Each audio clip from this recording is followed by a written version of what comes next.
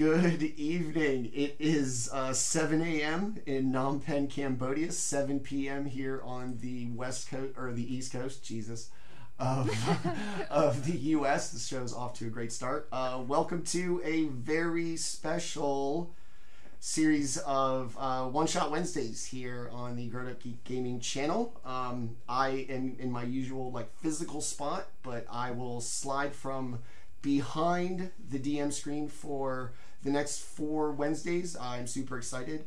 With me down there is the amazing Twilight Malediction cast. We have brought in a ringer so that they can shop for other DMs when they replace me, and before that happens, I can at least get 1 game in with them, with us all playing together.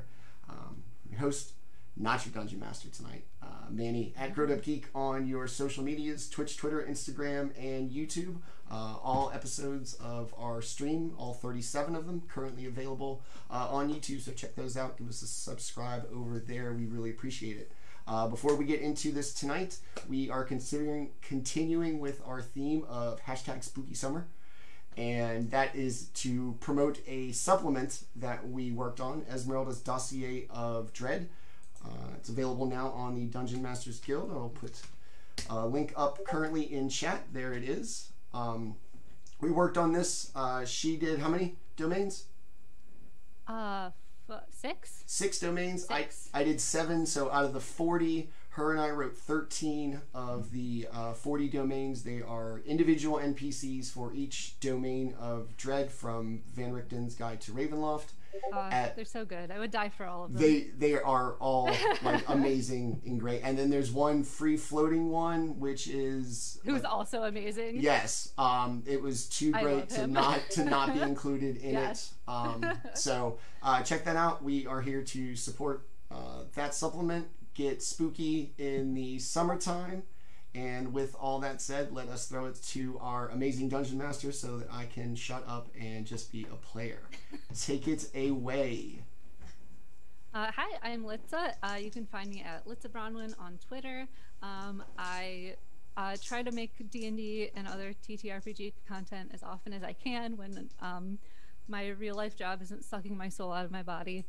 Same. I'm really excited for this. Our 4-part one-shot speed run Curse of Strahd. It's going to be freaking awesome. Are we going to do introductions first? Character or player, at least introductions? Okay, so yeah, so that's me. I'm Litza. And I will be DMing tonight. You already heard from Manny, so I guess we can just go to whoever wants to go next. Let's just go around down. Tenta, real quick. A little bit about yourself. I'm Tenta. I'm normally on the Tuesday Twilight Malediction game playing Tuli, and I'm excited to finally play with everybody all at once. That's pretty rad. Yeah, agreed. Let's go downstairs to Landon, down in the corner to block. Landon Baker. I'm playing a dwarf named Sid today, and I'm also usually in the Tuesday campaigns, and I've played a couple Wednesday ones, but like Tenta, I'm very excited to be here tonight playing with everyone, and I look forward to it. Yes. Next up, our international correspondent. Who we got? I'm Dustin, local Canadian and alcoholic, drinking tequila today. No, I play Kalroth in our regular Tuesday Twilight Malediction. Today I am playing someone more violent. And, just a little bit. Well, I mean, anything's more violent than Kalroth, even though that was close yesterday. All right, let's finish. How many up. Sessions and I still never hit anything? 26. Yeah. And we'll finish it up with my boy Lewis down at the end. I'm Lewis. I play Balder on Tuesday, and tonight I am playing the mother of a soon-to-be character on this channel. So we'll see how that goes. Running an MCU spanning series of shows here. alternates, we're variants. It's great. Yeah, so that's everybody. Yeah, like she said, we're going to be running a real quick kind of Curse of Strahd thing. It's a very indulgent of me. I've always wanted to do it. I don't have the time. She is exceptionally passionate about Barovia. You wrote the Barovia NPC for the book? Yes. Okay. Who will hopefully be appearing probably in our last session. Sweet. Seemed like the best place. So not for a little bit, but coming as a little special surprise. So because we have not a whole lot of time, and we're gonna kick it right off.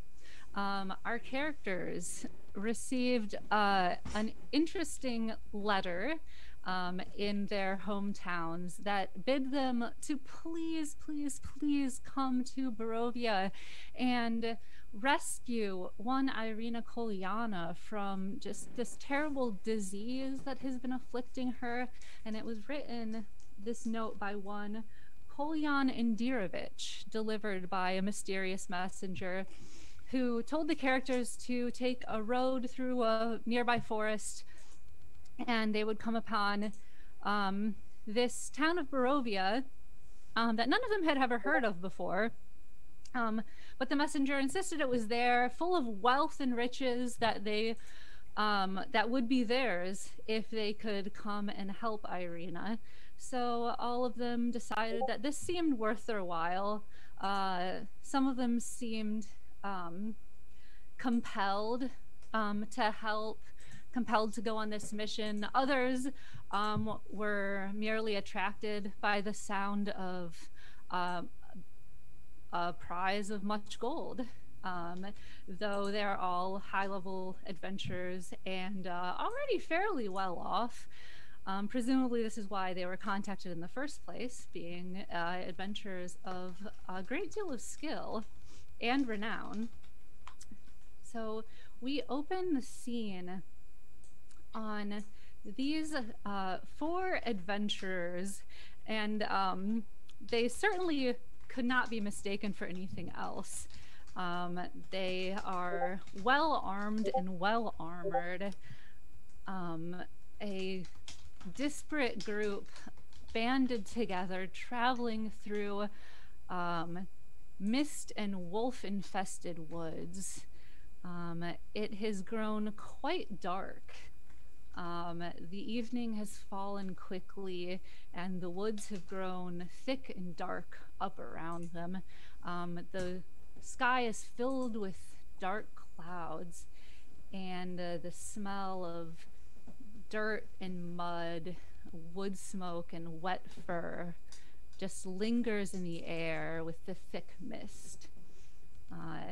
You can hear wolves in the distance, but though branches snap and sometimes the whoosh of a body passes fairly close, you haven't been attacked. Presumably whatever packs of animals are living in these woods have sensed that they would be no match for you. So you arrive in the evening to an old village, slumped and rotted. And you see houses dark, seemingly abandoned, save for quiet whispers and sobs drifting out from hollowed windows. You see above the town, high on a mountain cliff, a dark castle looming in the distance. All the shops around you are boarded up. The only light comes down the street from a dilapidated tavern in the center of the village. So one by one, I'd like you each to describe your character as they step from the forest into this tiny town that seems to just be slumping despairingly into the mud. Manny, why don't we go ahead and start with you? We can go in the same order of our introductions. All right. Roderigo is going to make his way out of the mists in the woods in a very kind of committed pace and kind of posture. Something about this quest in the mysterious letter has really drawn him and triggered something in what few memories he has, that somehow this would be tied to it. So he makes his way back, stands around, really imposingly large, pro wrestler-esque, 6'2", 240, black plate mail armor, an odd black steel sword that smells of sulfur and does not actually get like a full sheath, just a little loop keeping the blade exposed. And he's going to kind of look around, seem things might be familiar, but he's not entirely sure. And I'm going to peek in through the window real quick and step inside the tavern. All right. If we're keeping in order, then Shtigg is a cat folk. He's all black with black fur and big green eyes.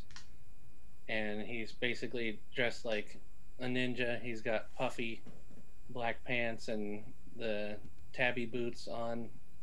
He's got his tail sticking out of his pants, and he's got a studded leather vest on with 2 short swords, one on each side.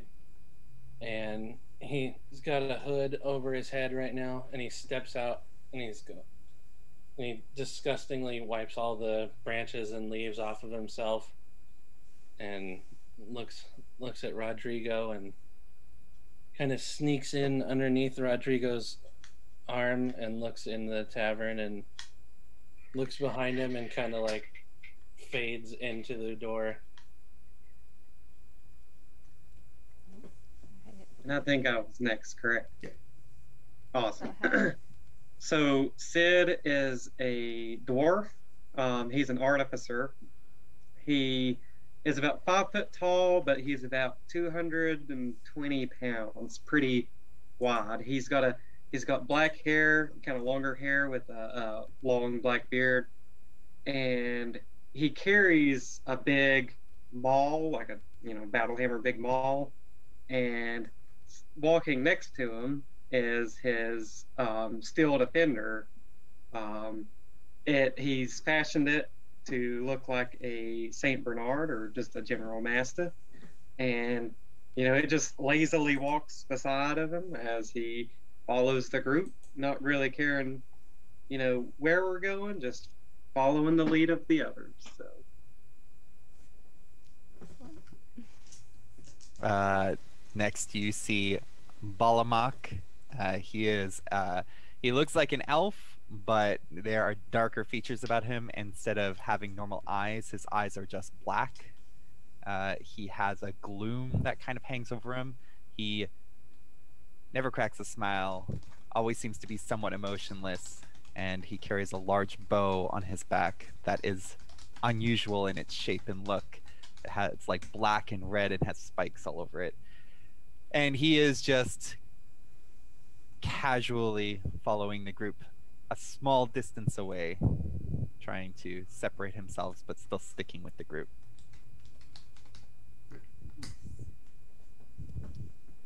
And finally, you see, she's about, I don't know, 5'9", 5'10", very tan, almost as if she's spent much of her life outside. Auburn hair and kind of up messily on the top of her head, wearing like a leather doublet, a high-necked doublet, and almost like a very heavy linen pant. Very, very uncommon for kind of a woman adventurer to be wearing almost a man's outfit. But it's what she feels most comfortable in. And as she steps out of the forest, you hear, ooh, a tavern. I do love a good drink. And then slowly walks towards the rest of them. The rest of the party is, has anybody gone inside yet? Just heading in now, push the door open, and just no minding no manner, just stride right on into the tavern with Shtigg, I guess, kind of hooking under the arm, trying to trip me, and everybody just kind of, I guess, bum rushing the tavern. I forgot to say, I'm small. I'm 5 feet tall, and I'm constantly under everybody's legs or jumping on their back, or just a very atypical cat. The tavern picture you can put up, and inside is a sort of dimly lit stone and wood a tight place lit by candles and torches. It is fairly well furnished, just with thick wooden tables and chairs, and you see a man behind a counter polishing glasses, 3 women sitting very close together at a table, and a blonde male who is sitting at a table by himself, nursing a large cup of ale. And he and the women look up as the door opens and you enter, and he immediately straightens and looks quite surprised to see you, and puts his drink down and says, well, goodness, visitors, well, and he stands to his full height, and you can see he's fairly young, probably early 20s, and he is he's wearing armor. What armor is he wearing? He's wearing splint armor, and he has a sword at his side, and neither of them look new, but they look in fairly well condition. And he says, please, adventurers, have a seat. Look around, look at the ladies, and I guess go sit. I'm supposed to understand this is who sent us the letter, based on his kind of... You do not recognize him. Okay. But... yeah, I'll go sit with him. Shtigg will run over there and bounce onto the stool, or onto the bar stool, and then sit on the actual bar. Yeah, finally. Beer. Ted will look like Robert Baratheon drinking, so he likes a good ale. Let's get it on before I piss myself. Exactly. You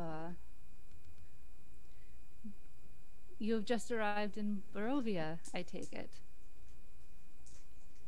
Yes, it was quite a strange travel. I don't quite remember ever going any real place, just walking. Yes, that is how one gets here, through the mists. I'm afraid getting out will be more difficult than getting in. But first, let me buy you a drink. And he'll go over and collect drinks from the bartender and pass them to each of you. This person, is it a human? He does appear to be human. Yes. Standard human male.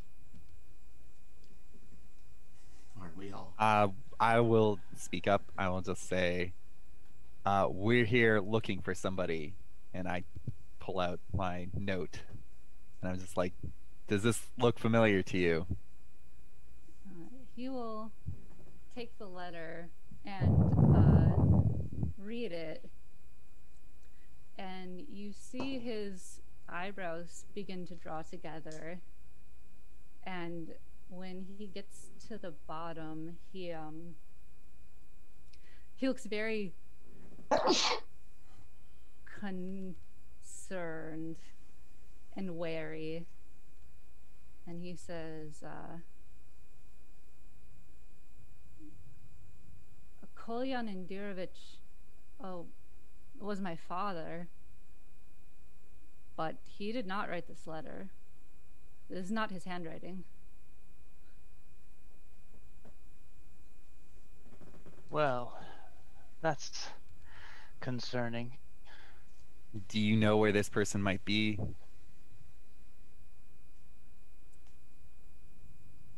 Do you mean Irina? Or the writer of this letter? Or the person we were supposed to meet? I don't know who wrote this letter. Irina is my sister, and she is currently at home. I'm afraid that my father is dead. He's been dead these past 2 days. Well, it sounds like we have an investigation underway. I hope this doesn't stop us from getting paid. How irritating. Quite. Well,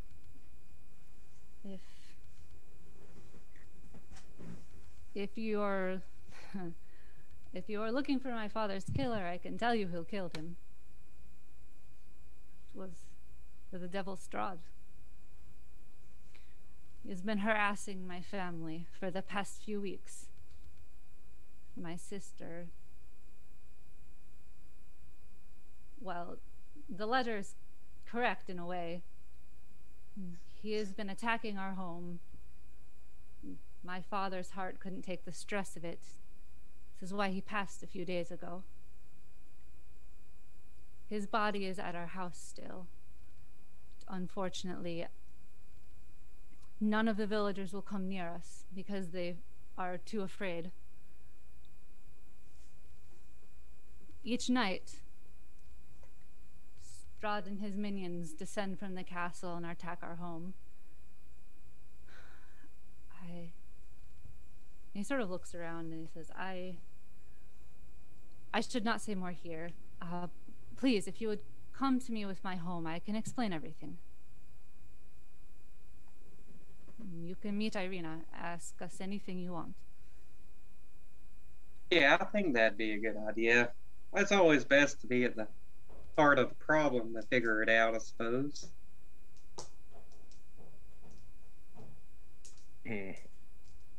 As for payment, and he sort of glances at Shtigg, we don't have very much, but there are some valuables in our home. You may take a look in return for helping me and my sister. My sister especially, she must get to safety. Please, I prefer not to speak anymore here. Yeah, and it's not you all that promised us money. It's whoever wrote this letter. And if it was Strahd, we have ways of getting what we want from this Mr. Strahd. Yeah. Well, I I certainly accept hope your it's pay. so. Good, thank you. I am Ismark, by the way. It's very, very nice to meet all of you. Nice to meet you too. Very glad you came, even under these deceptive circumstances. Hey, the journey is part of the fun, you know? If we just got paid, it wouldn't really be worth it. Yes, it would.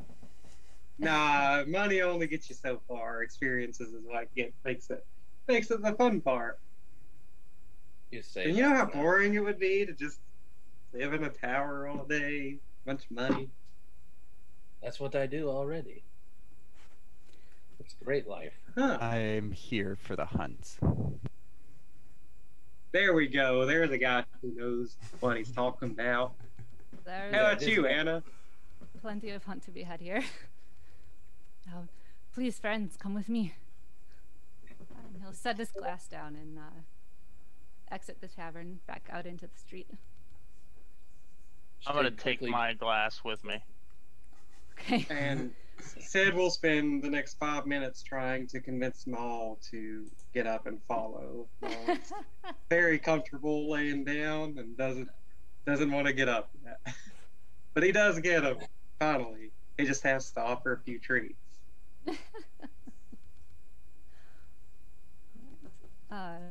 Ismark will lead you all through the city, or through the very, very small town, maybe a minute down the road, to a house. It is pretty nice compared to the rest of the houses, most of which are 2 stories tall but look like they're probably shared between several families, or at least were at one point before they were abandoned and boarded up. Again, some of them look like they may still be occupied, but it's very hard to tell. Everything is dark, and the only evidence of life is like some weeping or the occasional cry of a child or a wailing woman coming from the distance. Ismark does not react to any of this as though it's very commonplace. This is certainly a very desolate place, completely devoid of hope, and always the dark castle you can see out of the corner of your eye just looming above the town, as if it's just watching everything that's going on.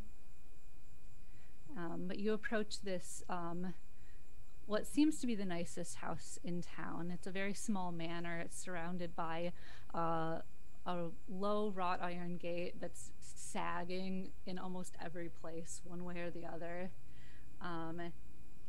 And what's everyone's passive perceptions? Oh God, mine's terrible. 15 for me. My passive perception, Yes. 16. Okay. 15. I have 11, and Maul has, I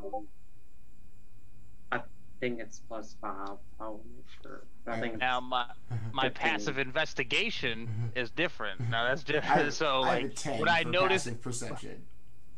I bumped into shit on my way over here. Excuse me, sorry. It's bumping into everything. What's your passive investigation? 17. Ooh. Okay. My passive investigation is 20.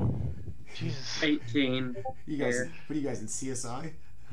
something like that. I'm a bounty hunter. Oh, all right. 18 for me, passive Okay. investigation. Okay. 12. Yeah. I march in a line. I hit things. Yeah, I stepped Y'all on. investigate so much better than you perceive. I stepped Oh, on. yeah. Yeah. We don't notice it, but the second we do, it's just like, I knew it was there. I knew it. Yeah. All right. So, Landon, did you what's Nas? Na's passive perception is 16, and it really doesn't have much of a. Its intelligence score is -3, so. Okay. he's not. So- He's not noticing shit.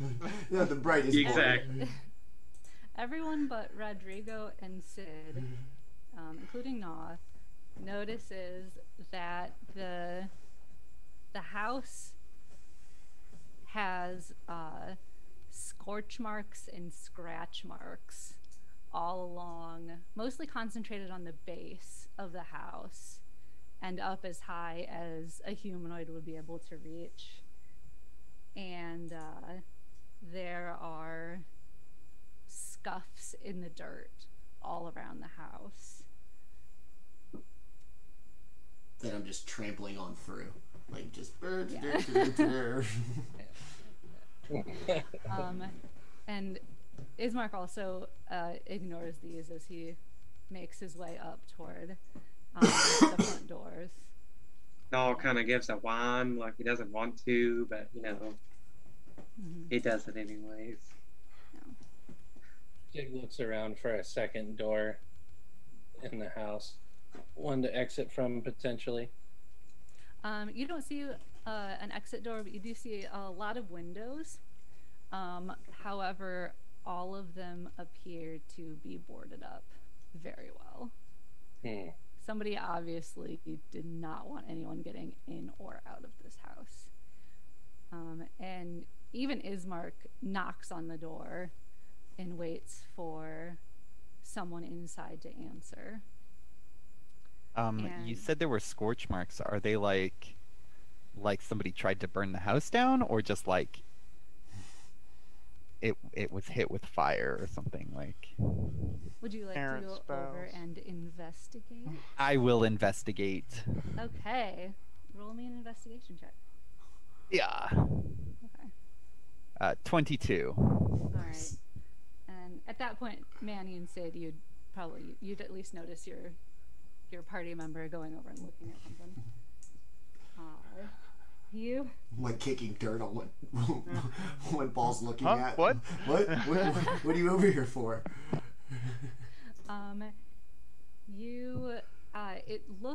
It doesn't look like someone was trying to burn the house down. It more looks like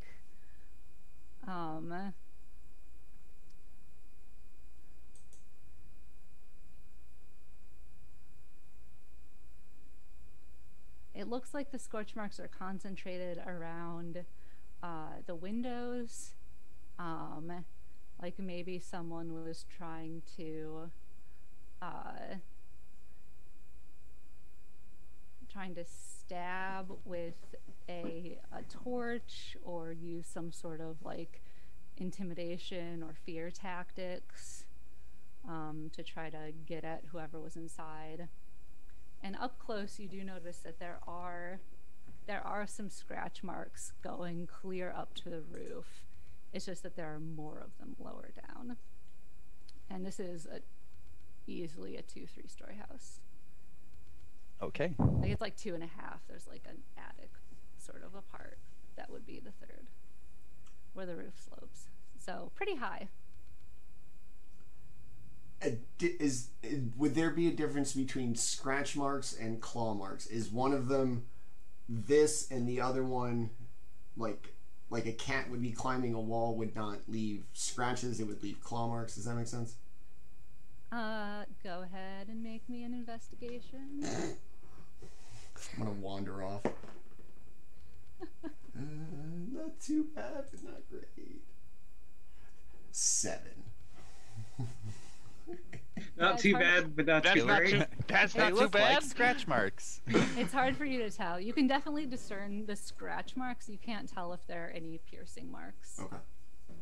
Yeah, it's hard to tell if it's just weather damage or if they're actual climbing. You think a cat was running all around this building? Maybe Shtigg got here before you. It's possible. Might have just been Shtigg. You didn't notice. Look at him. Watching you. You see Shtigg just kind of like claw into the wall and like stretch. A panel on the door shifts aside, and 2 hazel eyes appear. And Ismark says, "It's me. I've brought friends. Open up." And the very small panel slides closed again, and you hear the unbolting of like several bolts, and then a heaving of a large wood panel, and then the door swings open from the inside. And a girl steps back.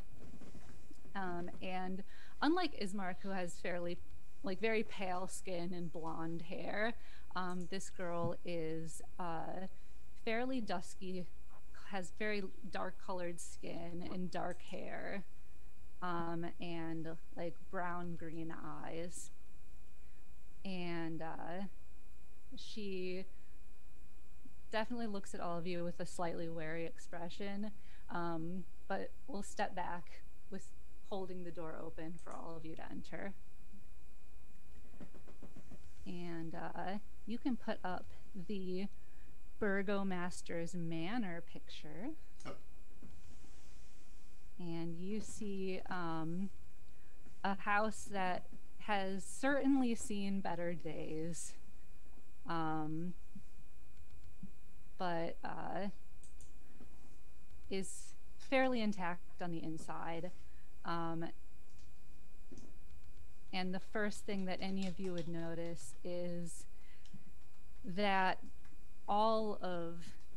basically every surface of this house is covered in holy symbols and charms and like bundles of herbs. I start melting. And every window and there's a door through the back that can sort of be seen around a corner, is boarded up and bolted shut.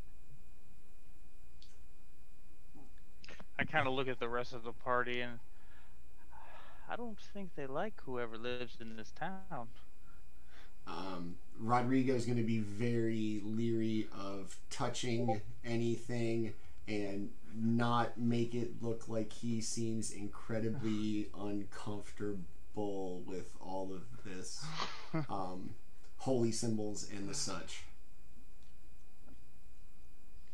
They do not bother me since I am a hunter of the dead. I'm familiar with these things. I'm going to try to be casual about it.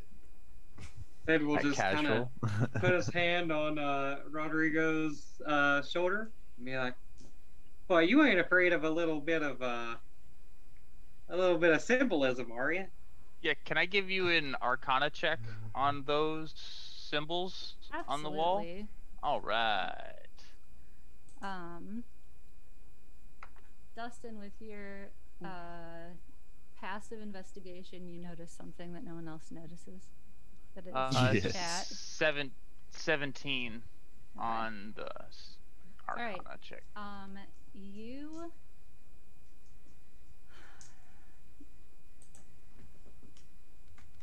You don't recognize precisely what they are, but you definitely recognize them as being symbols of some sort of deity of light. They're definitely all depicting a sun with 8 points, and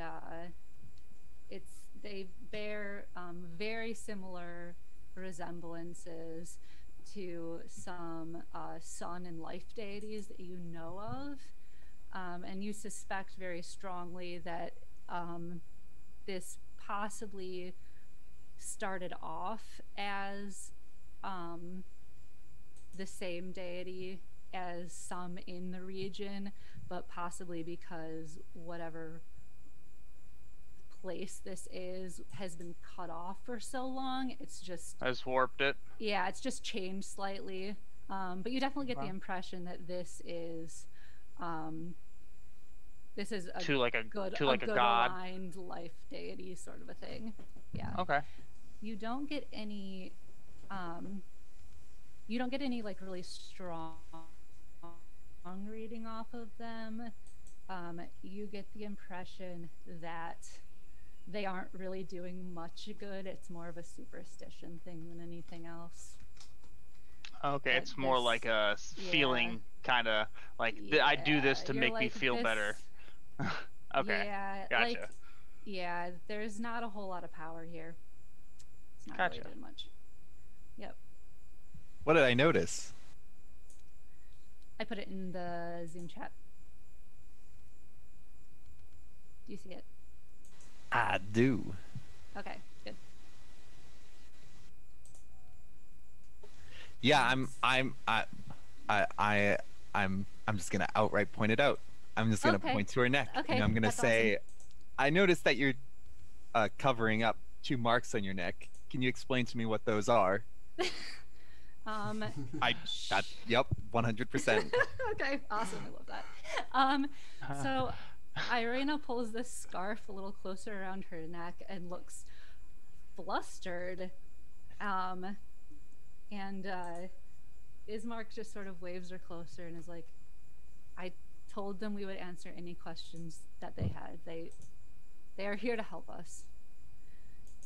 And so she She looks acutely uncomfortable, but she steps forward and lowers the scarf, and you can see very clearly what looks like a bite mark, 2 fangs, such that like maybe a snake would leave. Those of you who hunt undead creatures for a living probably know a little better. Yes. Yeah. I will. Yeah, I'm just going to ask.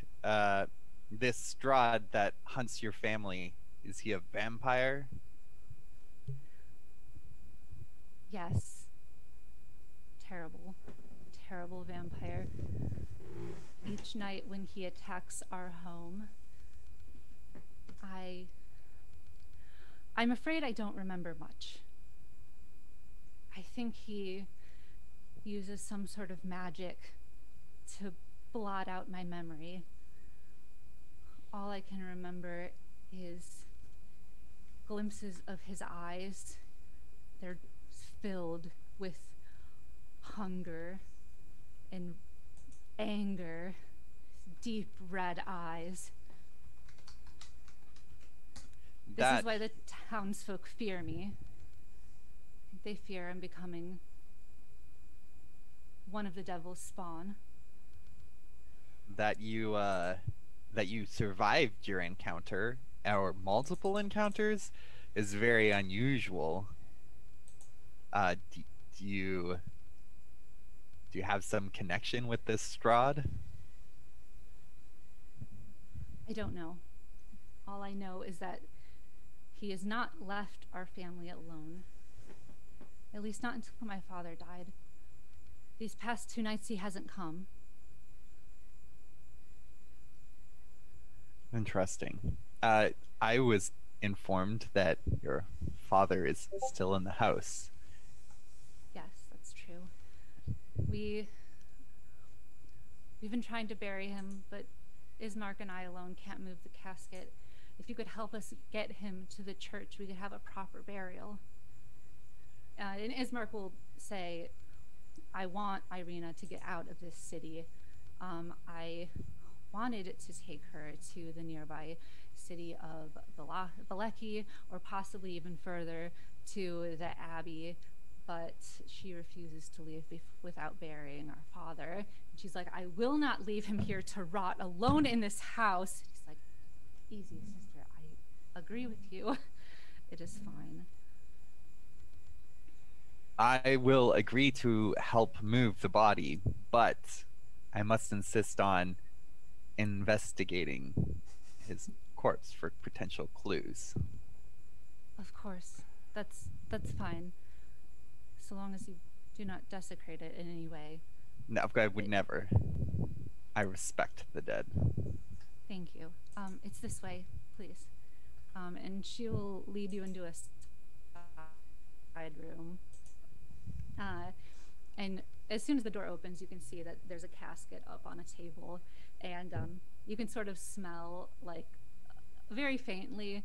It's not terribly strong, the smell of a rotting corpse, but it's also mixed with the smell of flowers and sort of incense.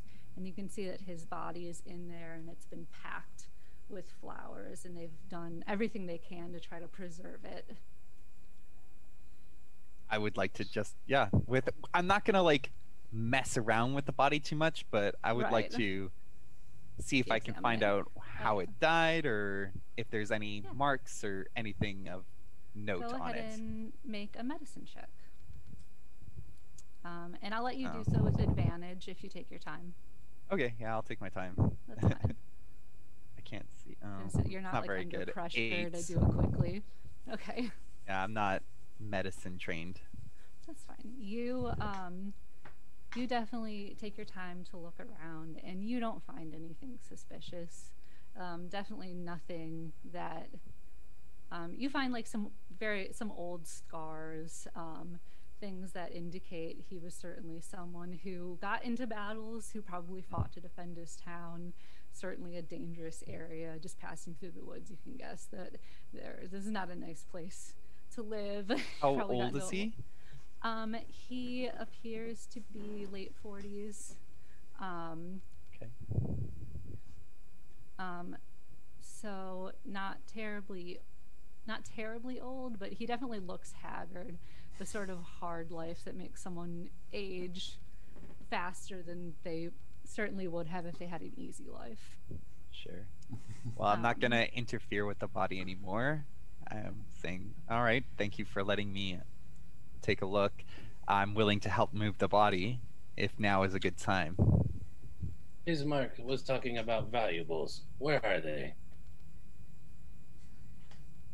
Irene just like slowly turns to look at him. And I'm sorry, dearie. These people I travel with, we get straight to the point. You'll have to forgive our brashness. Bismarck will say, yes, certainly. We have several old heirlooms of our family that you are welcome to look through. They will not do us any good now that we are leaving town, will they, Irina? And she looks very put out, but doesn't say anything.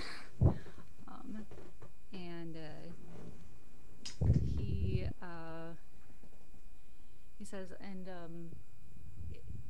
as for moving the body, tonight, I don't believe it's too late that the father won't still be up.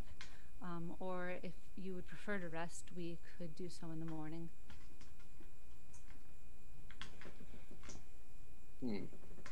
I mean, I'm not tired. I have the strength to help move the corpse, though of course I would not be able to do so myself.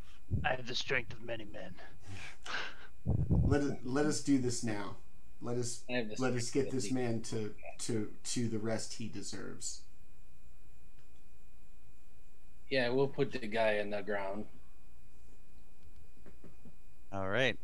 Is there like a lid? Or like a covering for the casket? There certainly is. Okay, we'll put the lid on. Okay. And probably a good choice. Yeah, and then I guess do that thing where people carry with the 4 people, Yeah, they'll probably. I'm sure they have some like holes to stick in, sort of. Sure. Yeah. All right, let's carry this boy. Yeah. All right. I mean, At least a foot shorter than everyone in the party, so I'm just gonna walk underneath it, and. All right. Let's everybody make some strength checks. Who wishes to carry? Somebody gonna drop this? Well, who's got the highest strength? Probably not me, but I probably don't have the lowest either. I think Maul could probably do better than Sid at carrying. So 26 on my strength check.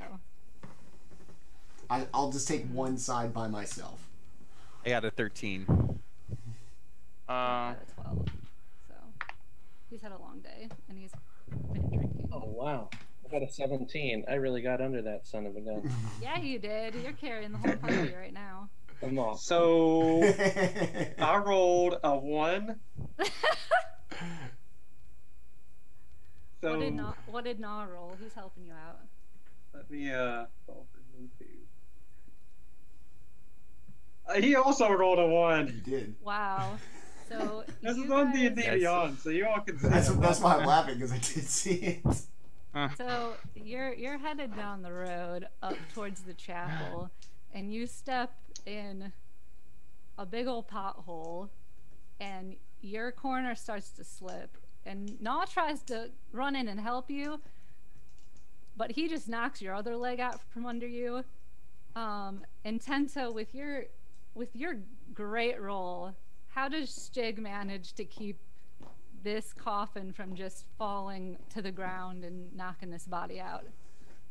He gets like underneath it, and he's like, "Oh, whoa!" and kind of recenters it and looks over and just gives needle eyes to Na and Sid. "You're trying to fuck this guy up worse? He's already dead." I turn over you. I turn over to you and I say, "Respect the dead." I'm trying, but this is a bumpy road. I rolled my ankle. It hurt really bad. I'm sorry. And Noel hit my other leg. I'm having a tough day, guys. Just give me a break. This guy's Roderigo's holding up one side of the coffin with one hand and just wondering why the hell Bulging. if it wasn't so bulky, he would just carry it himself. He just decides to hold it under his arm. Sid tries again. And I will roll again. Aha! 10. All right, so you managed to recenter yourself, and it's all right. It's all right. It's not too shabby. Rodrigo's definitely got one half, and everyone else has the other side, and it kind of looks ridiculous. I assume now that we're outside, we need directions to the chapel, unless we can just see it. Yeah, Ismark is helping carry, and he kind of points the way. Big town. There's like sort of a crooked crossroads where the tavern's in the middle. So you head back from Ismark's house toward the tavern, and then you just keep going down that road. And soon enough, you see the chapel. It comes into sight, and it is a very sad, small building. Built of very large rocks, which is probably the only reason why it's still standing. It's sagging and ancient. And you can see straight off that there are big gaping holes in the roof. And there's a bell tower that looks like it's gonna fall over at any second. And you can see just barely from heading up straight at it, two little like sides of a fence from behind it where the graveyard is, stretching out from behind it. And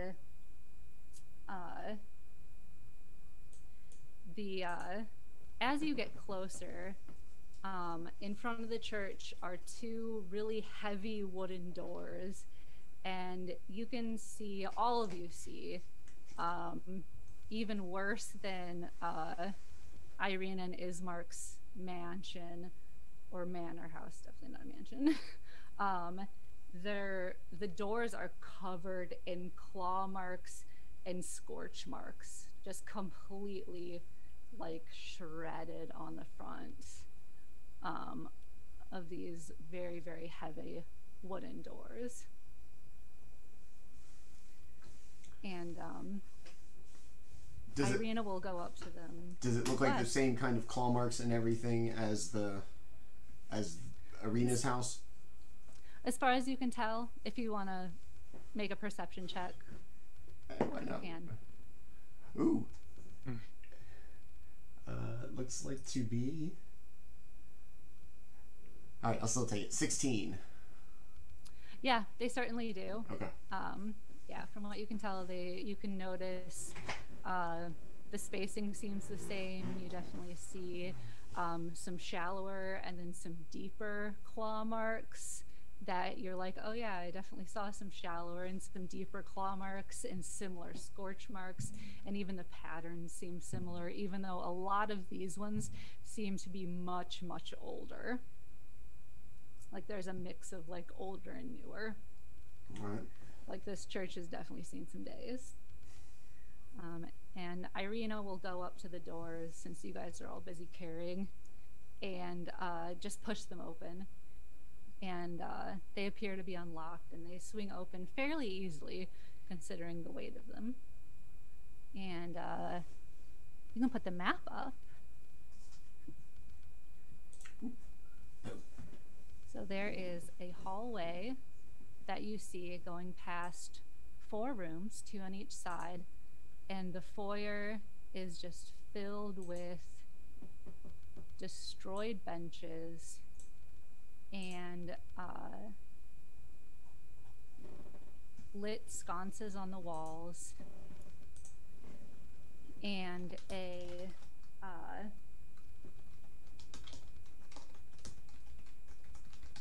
an altar. And I couldn't remember the word, I'm sorry. An altar that a man is kneeling in front of. And you can sort of hear babbling prayer drift from where he's kneeling in front of this altar. All of this broken furniture, pews. Can I tell like what happened to them? Not from here. But Ismark will say we can put this down here for now. Let's go talk to Father Donovan. Did waste no time. He sets it down. He's like rubbing his shoulders. Like, oh my gosh, that was a long walk. I do thank you. Really, I appreciate your help. Yeah. We're inside. Yeah, we're not. I'm not going to leave the coffin like outside. It just seems irresponsible. We can put it down just inside the doors. Okay, that's fine. If you prefer. I'd rather leave it inside. Yes. Okay. And if everybody puts it down, I'll just kind of finagle it the last little bit on its own and put it down as gently as possible. Okay. As you do so, an unholy scream comes up from beneath your feet, below the floorboards. Just this blood-curdling cry. And Irina and Ismark both startle at it. The priest at the altar, however, does not move at all. Just continues praying. Shtigg goes, ah! And jumps onto Roderigo. The ceiling. Crawls around his head a couple of times and.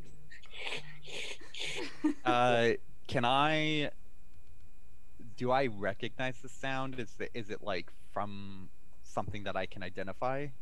Make a nature or arcana or religion check, whichever of those you might be proficient in. Assuming he fails, Sid is gonna bring the hammer down. He's gonna find out what's under there. That's fine. They're all the same, so I'm just gonna make a nature check. Okay, that's fine. I got a 13. Okay. It sounds humanoid. Okay. So and it sounded like it was coming from below us. Yes, definitely. I see. Sid takes his hammer or his maul out and he says, well, there's only one way to find out what's under this floorboard. What'd you all say? Are you going to desecrate this church after you almost desecrated that body? Look at all of these pews over here. I don't think they care about a little bit of broken furniture, okay? You have to seriously look inside yourself and really, really talk about what you want in this life. Hold that thought. As Sid I'll give you a moment. As Sid starts to, smash on the floor, Roderigo, concerned about the priest's lack of interest or even acknowledging a scream that scared him, he's gonna make his way over to the priest and see what's going on with Homeboy just continuing to mumble to himself while somebody's screaming somewhere. Okay, while this is all happening, I also am moving to the farthest corner of the room as a natural instinct as things are heating up and becoming strange. And Noel is going to be kind of like clawing at the floor, trying to help me. It kind of looks like there's windows, yes? Yeah. I would move towards one of those. Excellent. Yeah, there are definitely windows. Yeah, because I'm lithe and agile. I'd slip through a window if it feels... Cool. Yep, that's what I did. Okay. All right. Trying to look over his shoulder at the priest.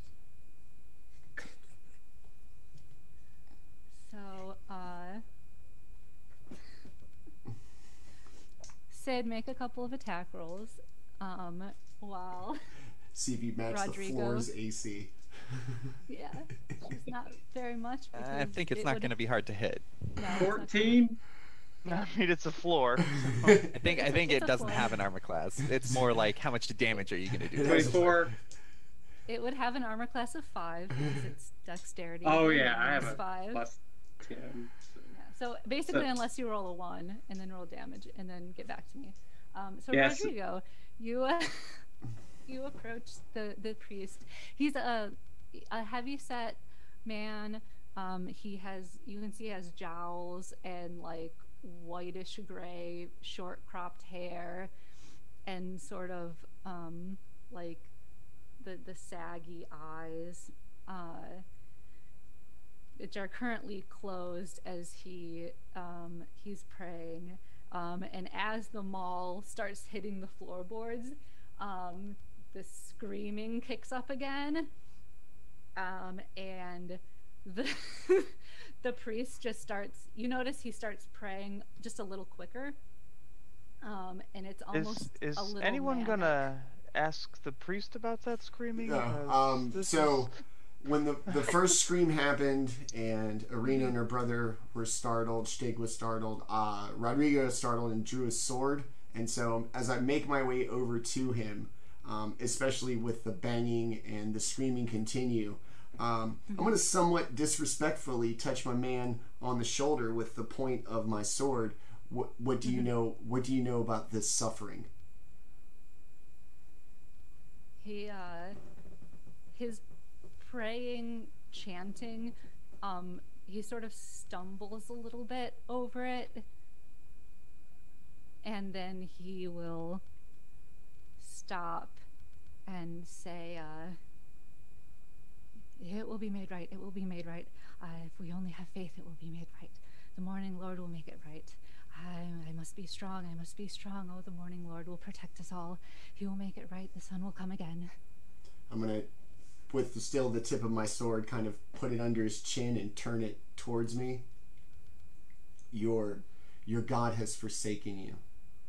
We must take the salvation of this land into our hands. What is that suffering, and how may we end it? And as you turn his head and say that, he starts crying, just like these big fat tears, and he says, "That sound is my son. He and others of this village tried to attack Strahd's castle, and all were destroyed, but a few that came back, having been turned into those dreadful undead creatures. I locked him below until I could find a cure for his terrible vampirism. I must pray for his deliverance. I must pray. I cannot sleep. I must pray."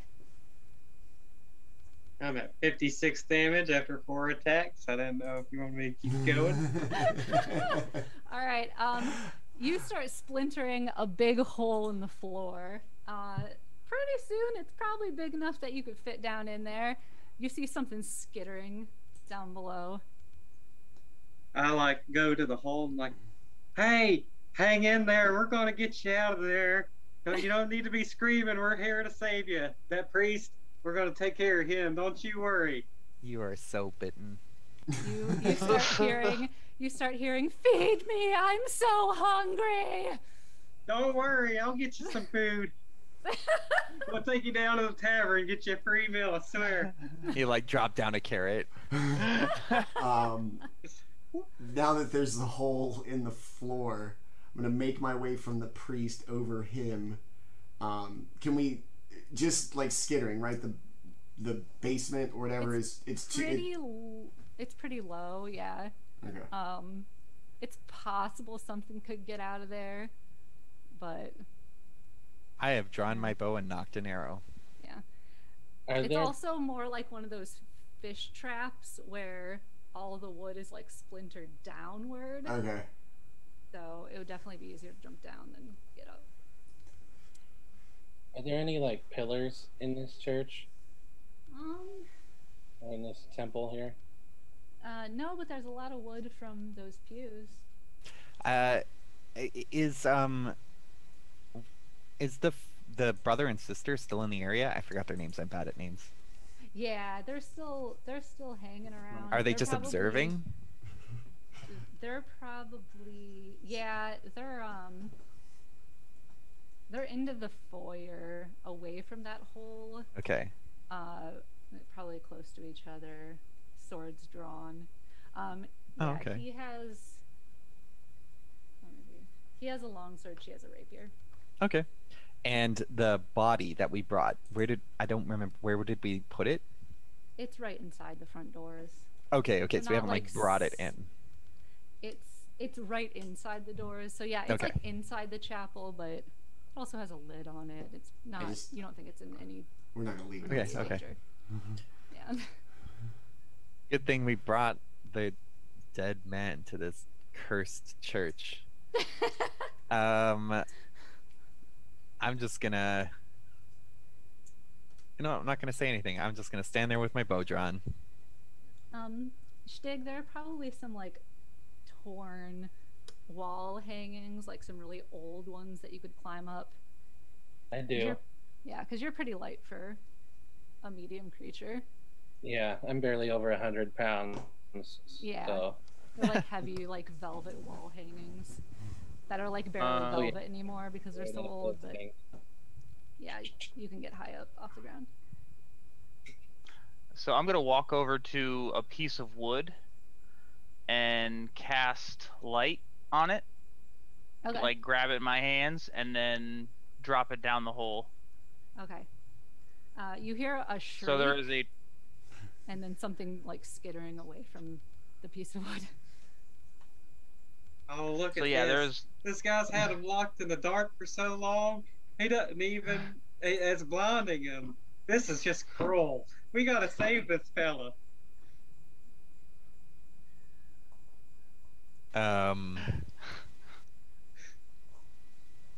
Is the priest doing anything, or is he just like in panic back- mode? Unless Roderigo is still talking to him, he's going back to like frantic praying and Okay. crying. He definitely looks exhausted too, like he's just been awake for many days. I'm gonna address the brother and sister. I'm just Okay. gonna say, are you sure you want to leave your father here? Irina they both look a little like, I didn't know that this was this bad. Me too. Where is there a safer place we could bury your father? This is the only cemetery in town. Irina will go over to the father and kneel down next to him and be like, Father Donovich, please, we must bury my father. And he just doesn't really respond. She's like, we must, perhaps if we put him out of his misery. She sort of like motions towards the hole you've made in the floor. Oh. And the father just starts crying harder, and she's like, oh, jeez.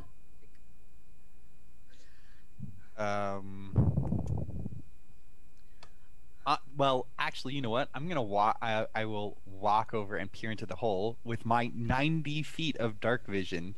Can I make out the creature in the hole? There's also a 20-foot like light around that That's very piece true. of wood, so Yeah, you it's pretty light down there. Yeah, you definitely can. You look down, and you kind of have to stick your head down in the hole. But lucky for you, it seems to be cowering in the corner. Okay. And the space under the church is basically as big as the church itself. Okay. So it's really big down there. But yeah, you look down and you can see that it's now huddled in the corner, and it appears to be like skin and bones, kind of dressed in rags. Big, like frantic eyes. And you can clearly see like two like large fangs just sort of like shining in the glow of the the lighted wood. I cast Hunter's Mark on it. Excellent. May I try something before we kill it? Is this? I mean, Hunter's Mark is just, I just put a mark on him. I just know what that leads to. I'm just so. Go right ahead. Landon, you're already down there, right? Like that's. Well, I've been bashing the floor in. No one's actually jumped down there. Correct.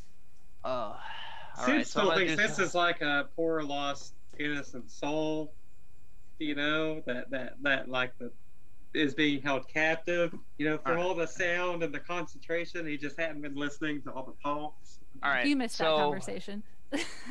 So I'm gonna walk over to Sid, and if you still believe in you helping this child, would you give me a hand?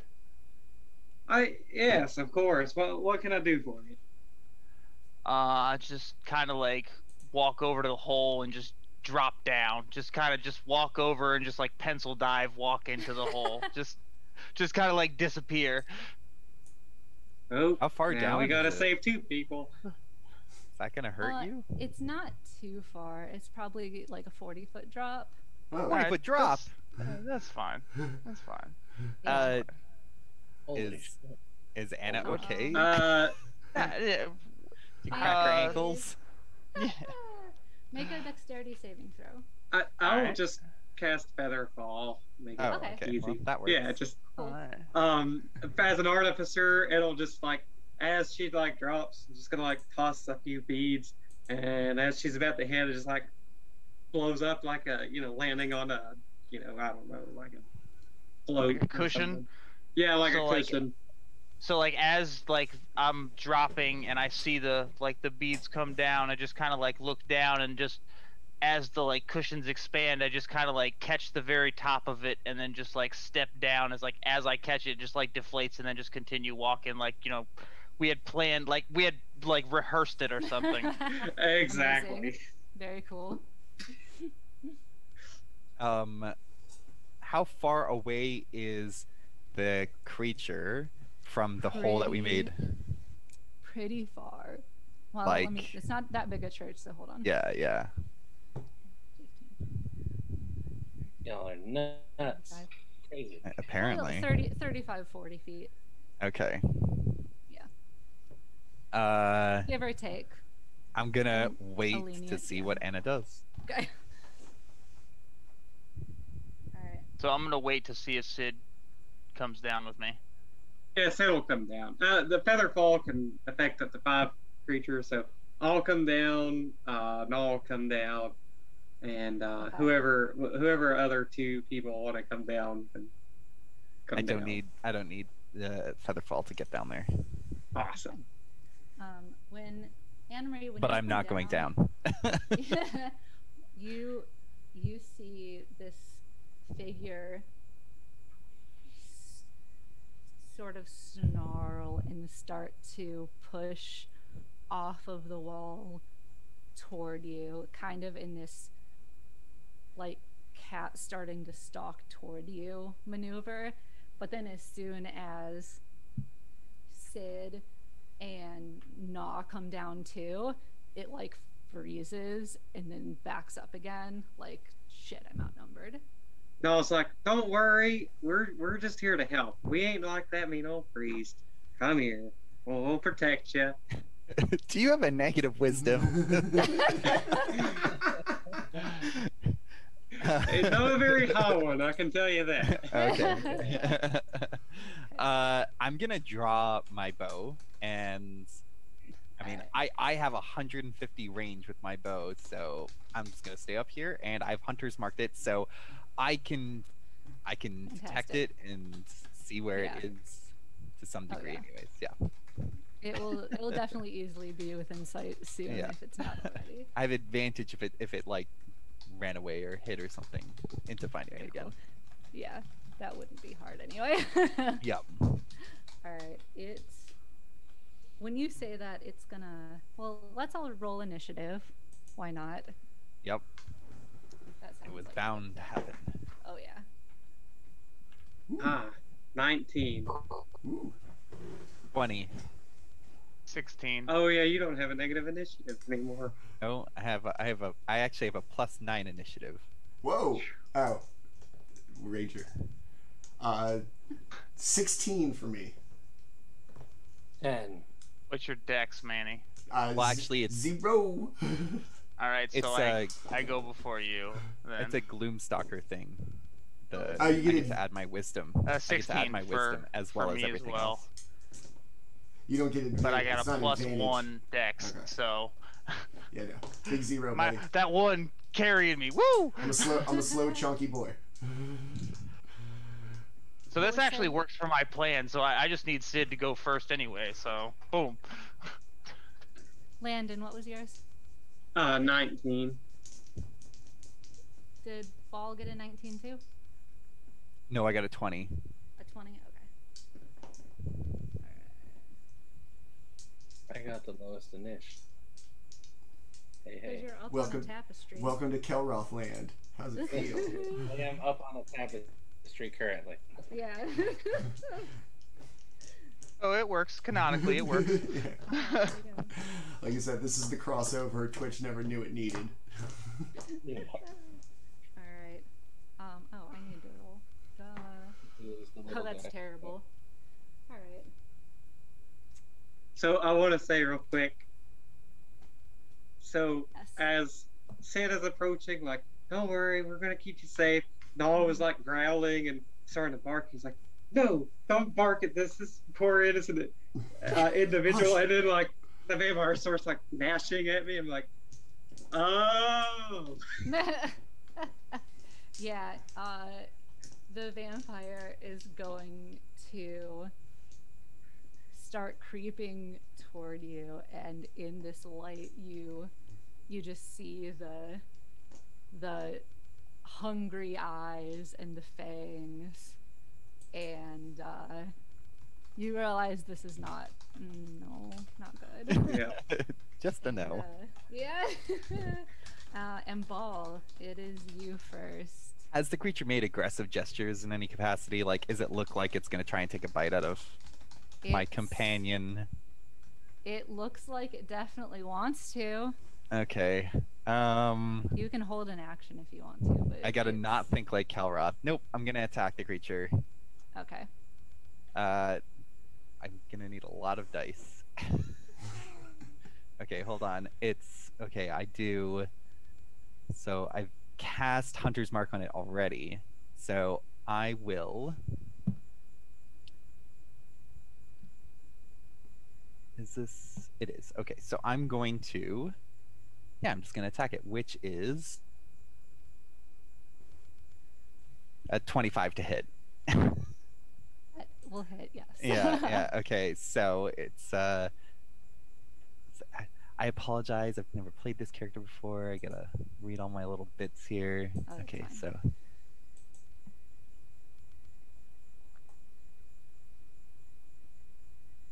Okay.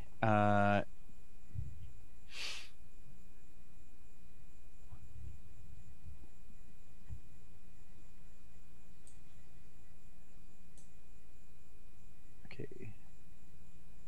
Is the creature undead? Yes. Okay, I need another one. Okay, hold on. then, oh,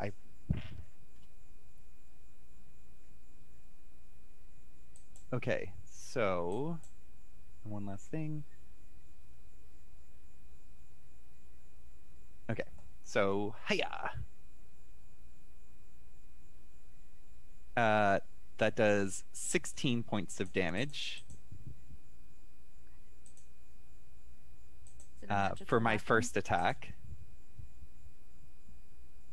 I will attack it again because I get 2 attacks. Is your weapon magical? It is. Okay. Yeah. Excellent. It's very magical. It's a +1 to attack and damage rolls, and it does an additional 1d8 of damage to undead. Very nice.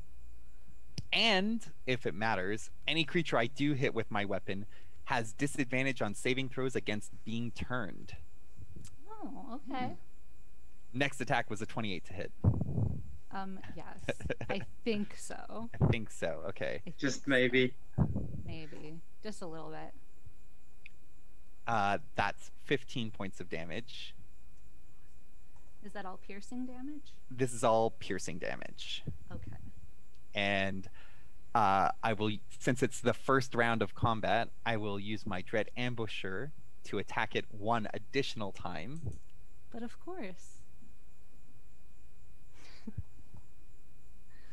For another 13 points of damage. So I just fire off 3 super quick arrows. Pew, pew, pew. Very cool. I'll remember this next time Kelroth wants to talk to somebody. The creature gnashed. Basically, I was there, bow drawn, and as soon as it went for you guys, I just went pew, pew, pew. Very cool. Sid. It lunged for you and got 3 arrows in it. Sid is going. Now it's like screaming and lunging. Sid is going to take his maul out, and he is going to swap twice at it in rapid succession. The first hit is a 20 to hit, Yes. and the second is 19 to hit. Yes. Awesome. So this is a magical damage, so 16 bludgeoning, and then 10 bludgeoning. Alright. It looks super not great. Definitely crack some Shit out of this ribs. thing. Sid will go ahead and command Null to go attack as well, and Null will run, behind the vampire and use its force empowered rend. In which case, 17 to Yep. hit. Awesome. Yep. Which is 1d8 plus. Awesome. 1 second. It doesn't show up on my character sheet, so I have to follow these manually. Yeah. It doesn't have armor, it just has a natural armor, so not super 9 force damage from that one. Alright.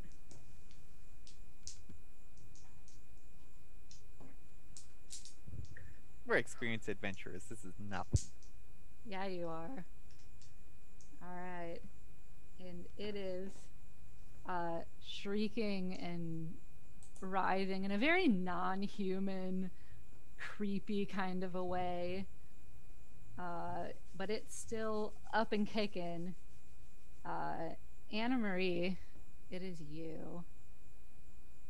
So I'm going to do something very un-wizard-like, and I'm going to move into melee combat and attempt to grab it. Okay. And if I can grab it without being, bitten as I'm doing so, I would like to cast Remove Curse as I grab it. Oh, okay. Go ahead. It's gonna turn and- into a human, and then it's gonna be all of its bones are broken it from the maul hits, and it's got 3 arrows in it. It's just gonna drop dead. Go ahead and roll athletics. Alright.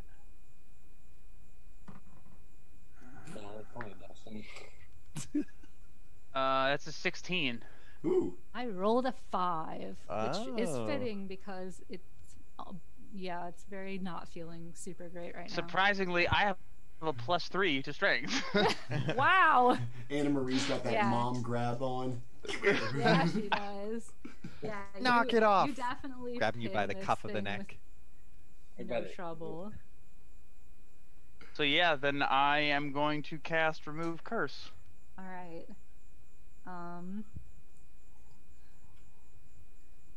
Does that remove vampirism? I don't know. That's what I was mean- trying to find, but I can't find anything on it. So that was my play. So that's DM. I That is put a- my Right. I put my play in your hands. That is a yep. I couldn't figure out if it did it, so I'm gonna make you decide. Well, it just says at your touch, all curses affecting one creature or object end. If the object is a cursed magic item, its curse remains, but the spell breaks its owner's attunement to the object, so it can be removed or discarded. It doesn't say to what kind of effects, like what curses Right. it affects, but yeah, it doesn't define what a curse is. I mean, but... if you want like the guy who wrote Dungeons and Dragons, Jeremy Crawford, if you want his opinion, it is definitely not a curse or a disease. Yeah, Trying to I say. looked that up too. Yeah, and it's just in bold capital letters. Vampirism is neither a curse nor a disease. So what is it? Like, It's it's a just form so of what is undeath. it then? It's just What is it then? It- a A condition. form of undeath. A condition. Living dead. Yeah. Go ahead and This is our game. Roll an Arcana check. All right. 17. Nice. Okay. You cast Remove Curse, and you feel the magic pulsing through your fingers, and you've definitely cast the spell before, and it's worked immediately. And this feels very different. You can tell that whatever this is very deep-seated and strong, and also connected to something. And for a moment, your vision goes black, and you see a dark castle, and you see a man sitting on a throne with dark hair and piercing eyes and long robes and fangs, and he turns and he looks at you, and you can feel him actually looking at you. Like, it's not a vision or a dream. He's looking through space at you right now. And then it pulls away, and you feel this connection snap and break. And the body that you're holding sucks in a breath and shudders and breathes and starts sobbing in your arms, and you're holding not a vampire spawn, but a very young human boy, just 17 years old, nothing but skin and bones, very weak and bleeding and clinging to you like a child would. So I will kind of like wrap my arm around the other side. There, child. Not everything that happens to you in this world is your fault.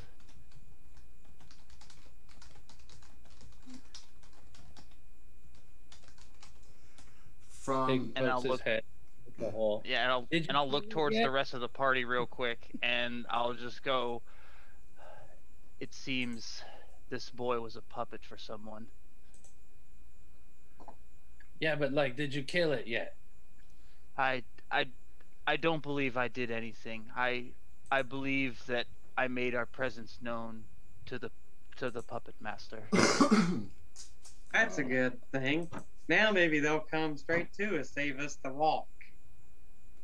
Did you guys ever think of how you're going to get back out? I didn't go in. Yeah, I'm still upstairs. One goal actually, down the rope. I actually forgot about this. I'm just With gonna my uncommon remove- item as a broom of flying, so I can just like toss it down and let people fly on up. That's probably what I should have done from the beginning. Wait, doesn't Broom of Flying require attunement?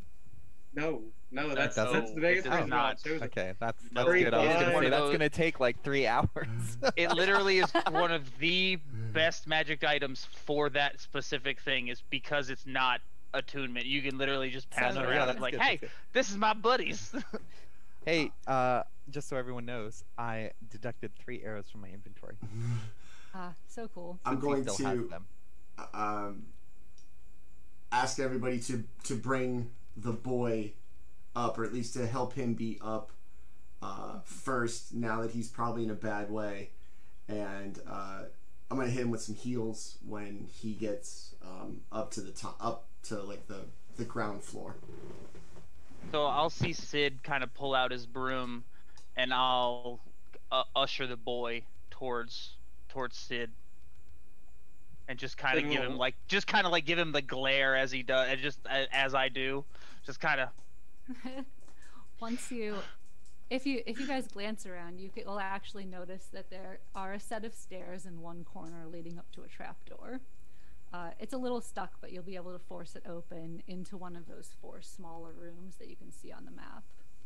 Oh, I'm You not don't trying to have carry to anybody. go. This is no longer. I did what I could. Now it's the smash hole and break Right. things kind of guys turn. Yeah. Yes. So I'm just saying, you don't have to go back up to the hole. if you don't oh, I'm want to. not. Oh, I'm not. Yeah, But there's another way out. the whole loving mom thing just ended. So Okay. I, Sid could just ride the broom up, but he's instead gonna smash that door open. Okay, yeah. There'll be a slightly larger hole if you prefer.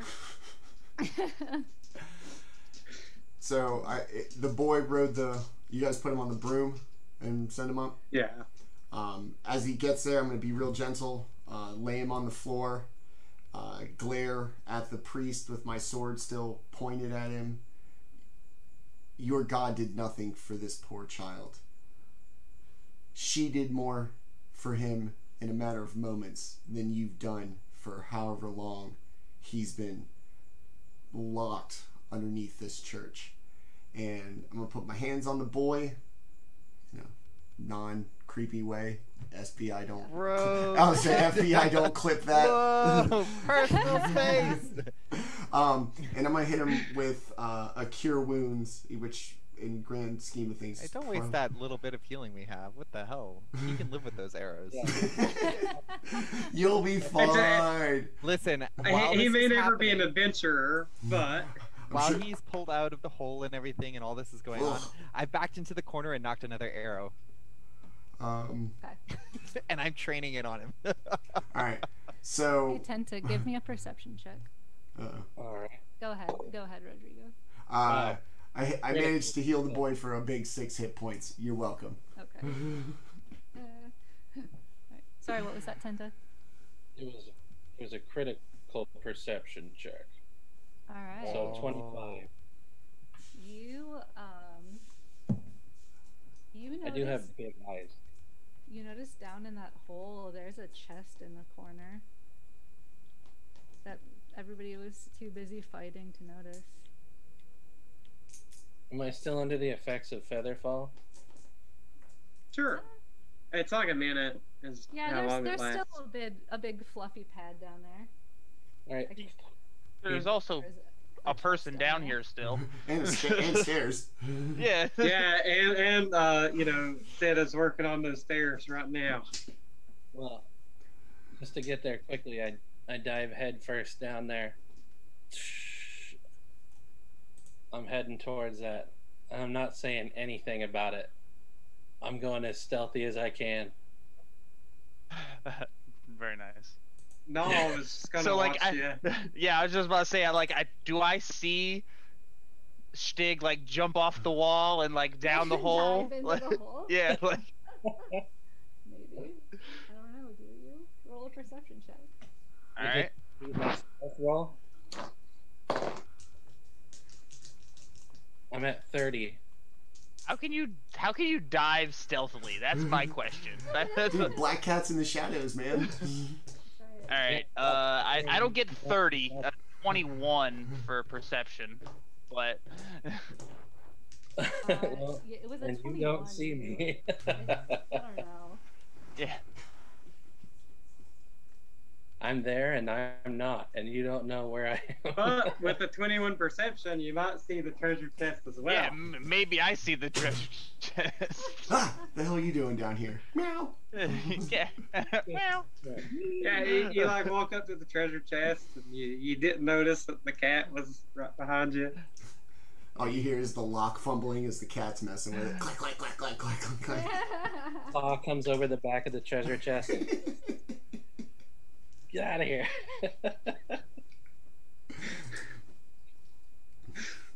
Tell me your whole D&D group has owned cats without telling me your whole D&D group has owned cats. So you find a sun-shaped holy symbol inside the chest, which is not locked or trapped, by the way. It's just a Nice. dumbass little chest. All right. And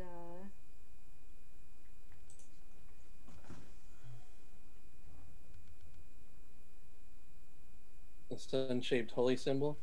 yeah.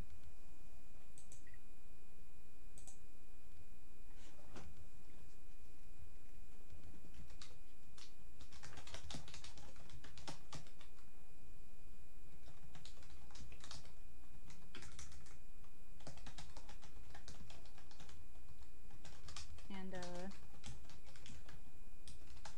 pouch containing 25 gold. Ooh. I was trying to find. It said there's a treasure chest, and it didn't say what was in it. I was like, "Are you kidding me?" Anyway. It's a treasure chest. Good luck, whatever you want to put in there. I guess It's referenced on a page 40 pages later. Ad-lib. something like that. Here's the treasure from your as last you're- chapter. And with that really important quest item that we forgot to mention that was in that chest that you found 10 sessions ago. Right. Somebody did. One of you guys did grab that, right? A what? So I pocket as the- you're That was just a pretty rock. I don't know. I pocket the pouch, slip it down into my pack, and then I come out and, hey, look, I found a holy symbol only. which you're guessing is probably worth around 25 gold itself. I mean, I didn't find anything. Slip it into my vest and kind of hang out in the back of the church. I hear like a jingling, jingling walking and around. clanging. Yeah, like oddly shaped thing. What's under your shirt? A smoothie. Movie. I got that reference. So as you're healing the boy, and giving your like angry speech, Father Donovich, who was like weeping for the death of his son as you guys were down there fighting, he will like crawl over, sort of like it seems like he's not really listening to you, and he'll just like take the boy's hand in his and just say, thank you, thank you, thank you, you saved my son. And he's like, how can I repay you? Shoot him in the head with an arrow. No, I don't. Just kidding.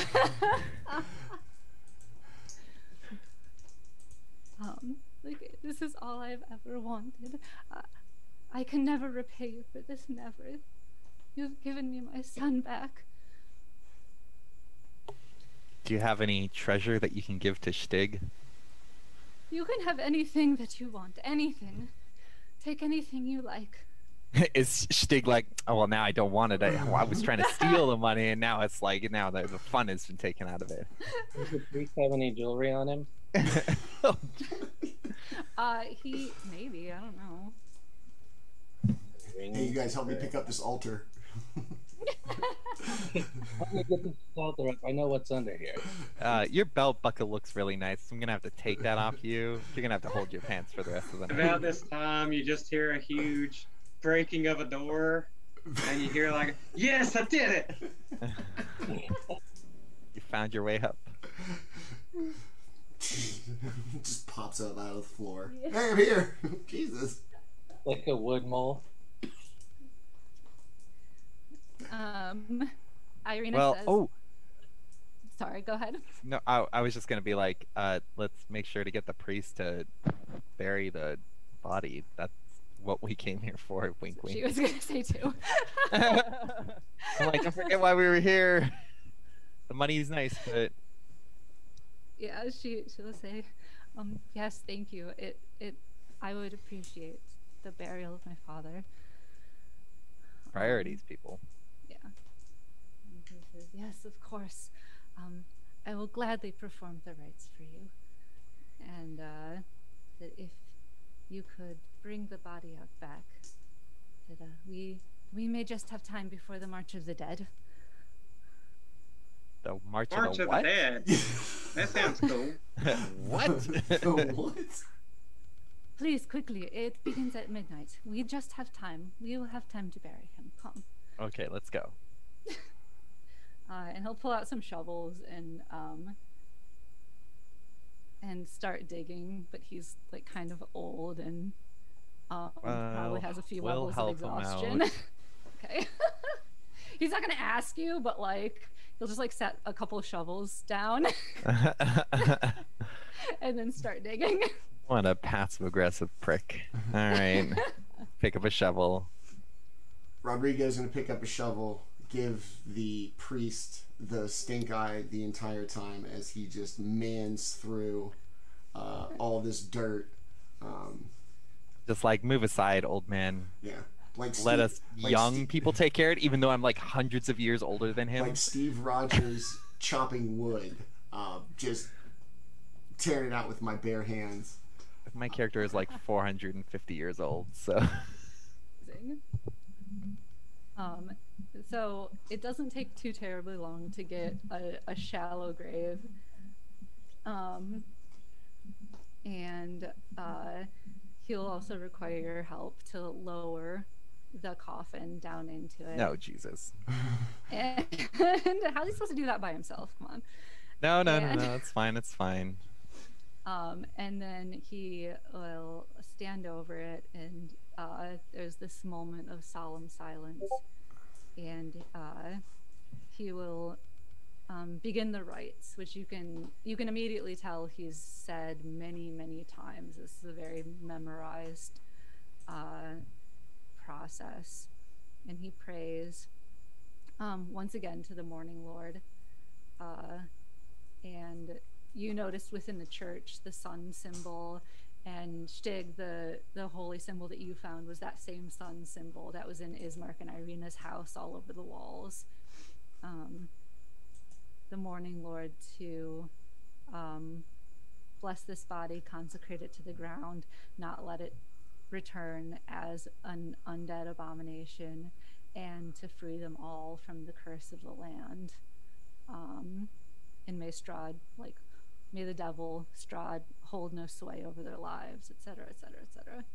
And he goes on for a bit, and then they each take a little shovel of dirt and scoop it onto the coffin.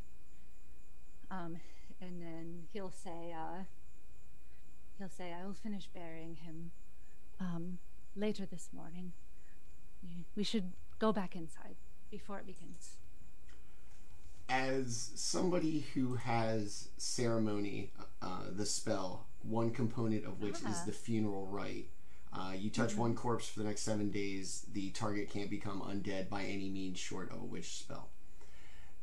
Being familiar with that, can I tell that the the rites that were just given are equivalent to that, like they're actually going to work, or my man is just hoping that these things are going to happen. Make an Arcana check with advantage. Thank God. Not much help. It's going to be a 5. Oh no. Yeah. No. It's hard for you to tell. Okay. It's different, certainly. He seems to believe that it will. Like, you get sincerity from him. But All right. if you'd like to use your own ceremony spell, you can. But Yeah, I'm gonna let everybody, if it's time for them to go back inside, I'm gonna reassure everybody I'll be fine. Let me make sure that her father stays at rest. We have seen what his connection to his God has brought for his son. Let his failure not be passed on to this poor dead soul. And I'm gonna start doing the funeral rite ceremony, even if it's by myself and everybody else is back in the church. It takes an hour. okay. Irina, I think, will stay. You don't get the sense that she doesn't trust you. She just, I think to her, this is part of saying goodbye, and I think she appreciates it. And she just, if you don't mind, No. she asks if it's okay if she watches. Yes, I just want to be sure that your father stays at rest. Something everybody here deserves. Thank you. And yeah, she'll just watch quietly. And she has on a breastplate and her rapier, and she'll just quietly, respectfully watch. And just before you finish the ritual, not as though she's interrupting, but quietly she'll say, I think it's starting. Don't be alarmed. They won't hurt us. They'll just move past. And she'll sort of point. And from inside, out the windows, you guys can also see, and Ismark and Father Donovich will point out to you, dozens and dozens of ghosts start to rise up from the ground. Not from the cemetery itself, though some of them do. It's not like ghosts are rising out of these graves, but it's from the road and from the forests and just sort of from all over, just in this general region. And then they start moving toward the Barovia road in the center of the village, and they start marching toward the castle. And you can see that they aren't ghosts of villagers. They're ghosts of adventurers, all of them different races, different sizes, even different time periods, it seems like. Some of them wearing like strange armor that you've never seen before, even some races that you don't recognize, all of them marching toward the castle. And Irene out in the cemetery and Ismark inside the church, because both of them know this lore very well, will say they're the ghosts of dead adventurers who've come before. It's sort of a little play that Strahd likes to put on to scare new adventurers. Just ignore them. Now, apparently Strahd hasn't met us. I'll tell you what. We can see the castle from like where we are. We just know the general direction. You can see it. It's up like high on the mountaintop. Okay. It'll be a very long march. You'll be able to see the ghosts. I'm gonna glare at it menacingly.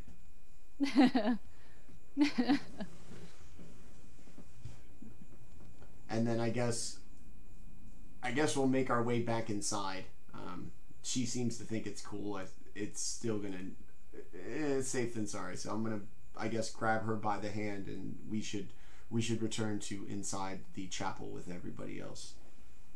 Okay. Yeah, she'll go inside. Definitely seems chillier out with the ghosts.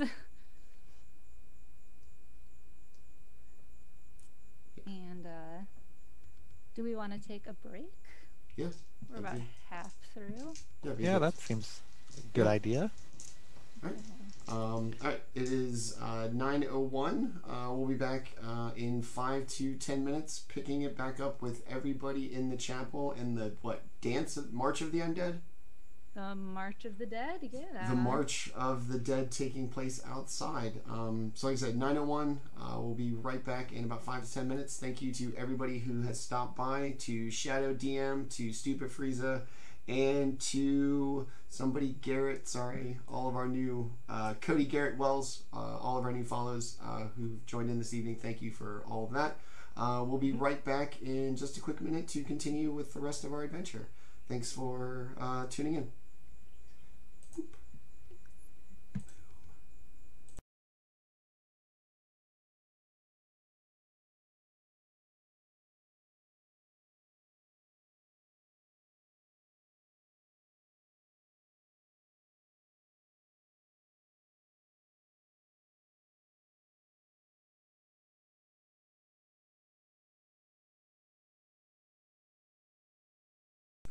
All right, we are back. Hilarious party table discussions aside, back from break.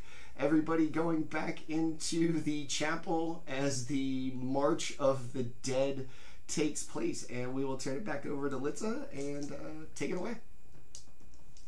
All right. Yeah, the March of the Dead, when all of the previous adventurers who have tried to stop Strahd and break the curse hanging over Barovia and failed, their ghosts rise up and march toward the castle as a warning to other adventurers not to cross the great Dark Lord, the Land himself. And very soon they travel down the road, and not quite out of sight, but certainly getting further and further away, winding through the trees, and soon to reach the fork in the road where one path will head towards Valeki, and one path will curve up towards the narrow path leading to the castle. And as the many minutes pass and Father Donovich sort of fusses over his son, who has fallen into a slumber, probably for the best, seeing as he's been through quite the ordeal. Irina and Ismark speak together quietly, and then Irina will turn to the rest of you and say, we can sleep here for the night if you prefer, but it would be much more comfortable if we returned to my home. I think that's what I'd prefer. Well, I have slept outside before. I'm definitely not an outdoorsy type of person. I like a bed. I like, being out of the elements. We have many spare rooms, and our beds may not be as comfortable as those you're used to, but they are beds. Please, the streets should be safe now.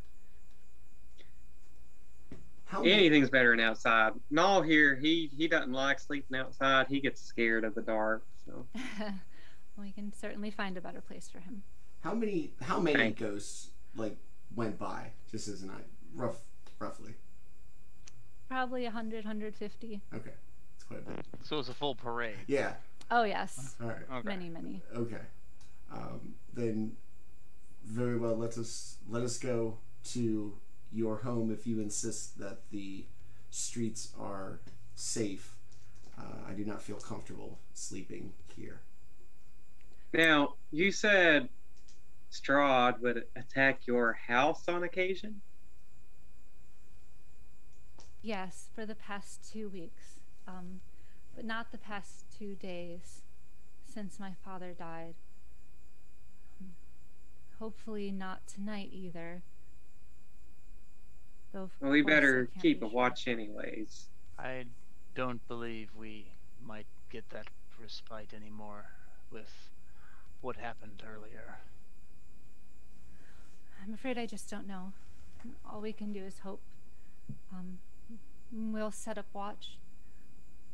This girl over here seems pretty smart, so I'll follow her advice. Certainly. Let's be on our way. She and Ismark will head out. Make sure I'm in the kind of front of the procession, sword still out, kind of vigilantly aware. Excellent. I'm in the back looking around. Go ahead and make a perception check. Anyone who wants to, as you head back past the tavern, which is still lit, and then toward the manor. I got 19. 2. 16. 17. 19 on the die plus I think 2. So hold on. I beat you, Roderigo. In a good way. In a good way or a bad way? The perception way. Well, 2's not, it's a low bar. Yeah, I mean... I'd have to roll a -3 at least. Perception actually, so that's a +5, so 24 for me. Wow. All right. So everything seems pretty quiet. Pretty still. Even the random like sobbing seems, to be fairly quiet tonight. And none of you really sense anything out of the ordinary. But as you approach the manor and move inside the house, Anna Marie, you notice, just sort of out of the corner of your eye, a flock of bats sort of swooping through the very darkened sky, almost invisible, and then settle with not even a whisper of a sound into a tree. And as they fold up, it's like they disappear. They look identical to the leaves outside of the house. So you'll hear me kind of say to everyone, I do believe we are no longer under the rest of a death. I believe your Strahd has given you the proper grieving time, for he watches us.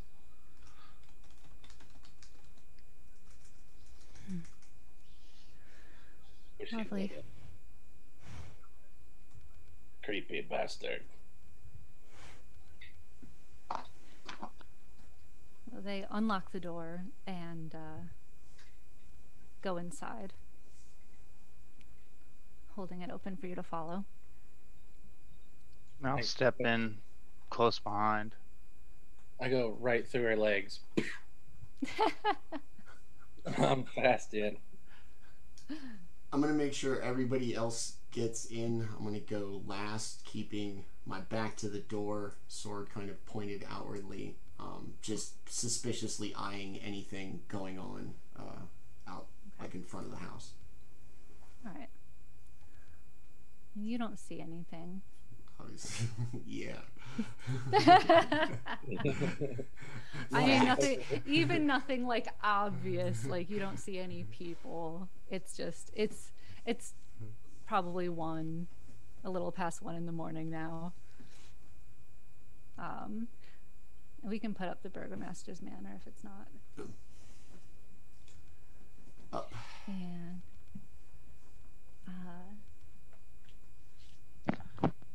does anyone want to do anything before bed?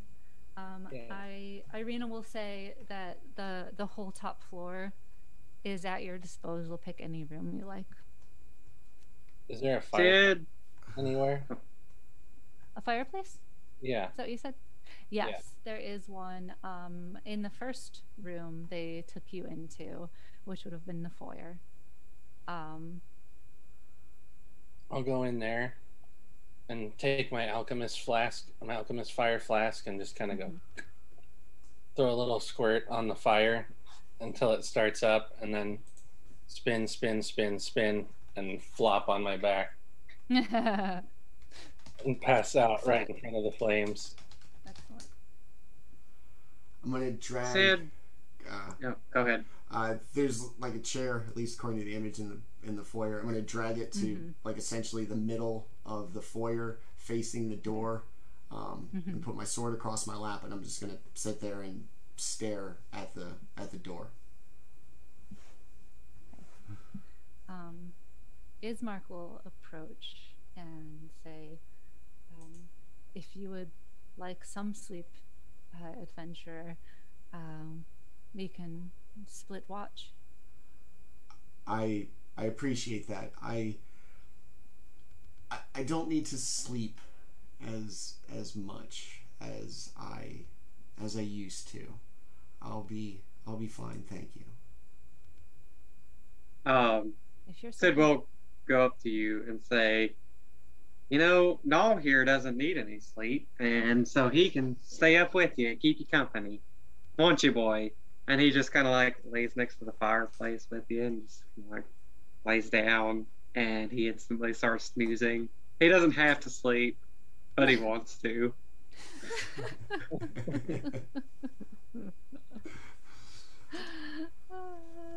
All right. Sid does have to ask Anna something real quick. So Sid will knock on Anna's door, and I assume you answer. Yes. Hey, so I have studied alongside other wizards before, and I know a lot of times you all have spells that require delicate concentration in the midst of battle, or you lose focus on it and it stops working. I have an infusion that I could use to make it to where if you failed, how do I say this without saying failing Constitution saving throw? To where if you lost, it would prevent you from losing your concentration on a spell. Like it totally removes the pain that a foe would deliver to you for that instance. I thought it might be nice if I used it, but since I feel like that'd be real helpful in a fight against Strahd. I appreciate that. I already see things like that with a clear mind, so it almost seems like I have 2 chances at things like that. Awesome. Well, in that case, it's always open to you, but otherwise I'll try to use it with someone else. It goes on armor, so I can't use it for myself. I don't really wear armor, and you see me kind of pull up a sleeve really quick, and you see kind of like a tattoo that goes across my wrist and the front part of my hand. It almost looks like I'm wearing a chain shirt made of 4 different types of metals. And you'll hear me say, "You see, my husband gave me something like this. It was a gift, and he gave me an armor of sorts." Awesome. That sounds like a wonderful gift. But, you know, if that's the case, that works out fine. I'm just looking out for the party. So, but sorry for bothering you. I'll head on to bed. Null's down there. I hear him snoring now, keeping Roderigo company tonight. So I guess I'll get some sleep too. I appreciate you.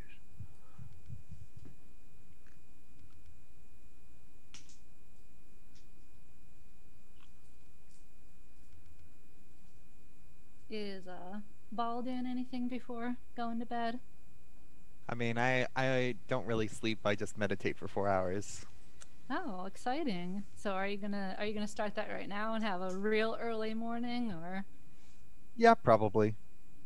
Okay, cool. All right, so everybody drifts off to sleep in what are, not the worst accommodations ever. Probably the best that the village of Barovia has to offer.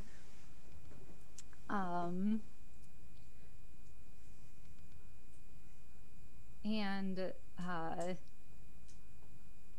Baul would definitely, come out of his meditation the soonest. It's still pretty dark out.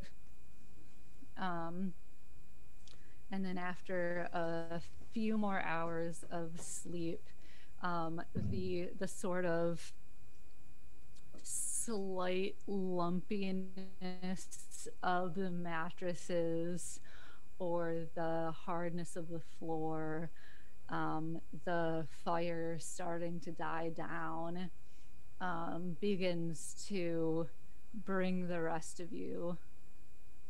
Actually, no, I'm forgetting a very important plot point. Your mattresses are immensely comfortable. Hold on.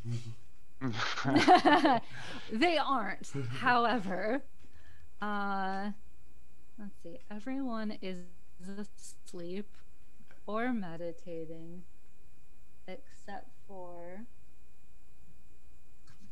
Roderigo. Roderigo, you are staying up all night? Yeah, I don't... Is that correct? Yeah, I don't... I get rest by just sitting really still, but I'm conscious, like, the entire time. So I'm just gonna sit still as hell in my chair in the foyer. But I don't sleep and I don't, like, drift off or meditate or anything. I just sit there. Okay. So go ahead and make me a perception check. Yay. Yo. That's a 4. Okay. So you don't really notice anything going on outside. Everything seems to be pretty still and quiet. No one seems to stir in their sleep.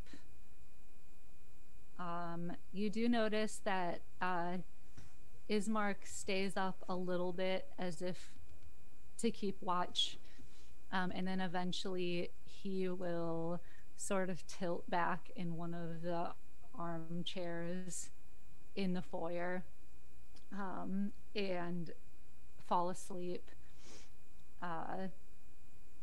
Irina goes upstairs not too long after the others.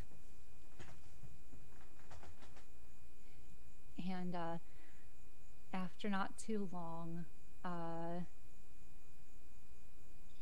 that's pretty much all that your night looks like. For the rest of you, before your meditation ends, Baul,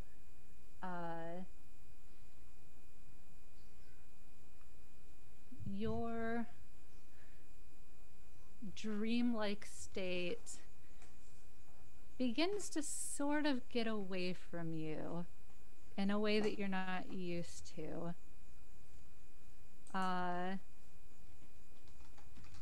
You can choose to let this happen, or you can fight against it and make a wisdom saving throw. It's up to you.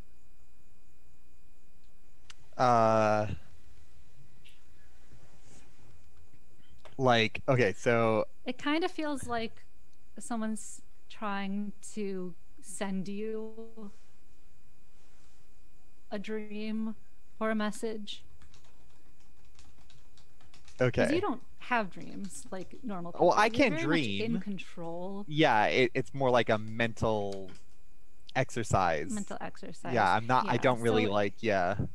it's up to you if you want to just sort of let go and let this happen, or if you want to maintain control. So curious, but I would react negatively to what I would perceive as an outside force. So I'm going It to does resist. feel like an outside. Okay, so go ahead and make a wisdom saving throw. Okay. As part of my race, I have advantage against charms, and magic can't put me to sleep. Would I have Okay. advantage on this? Probably. Okay, I will roll with advantage. Okay. Oh, get out of here. Nope, that's not what I wanted. Oh, well, that's fine actually. I will roll one more time. Oh wow, 25. Okay. So you resist, and it sort of fades away. You basically just catch a little bit of a glimpse of some kind of what maybe looks like a circus tent, and then it's gone again. I am mildly disturbed by the fact that something tried to project images into my mind. All right.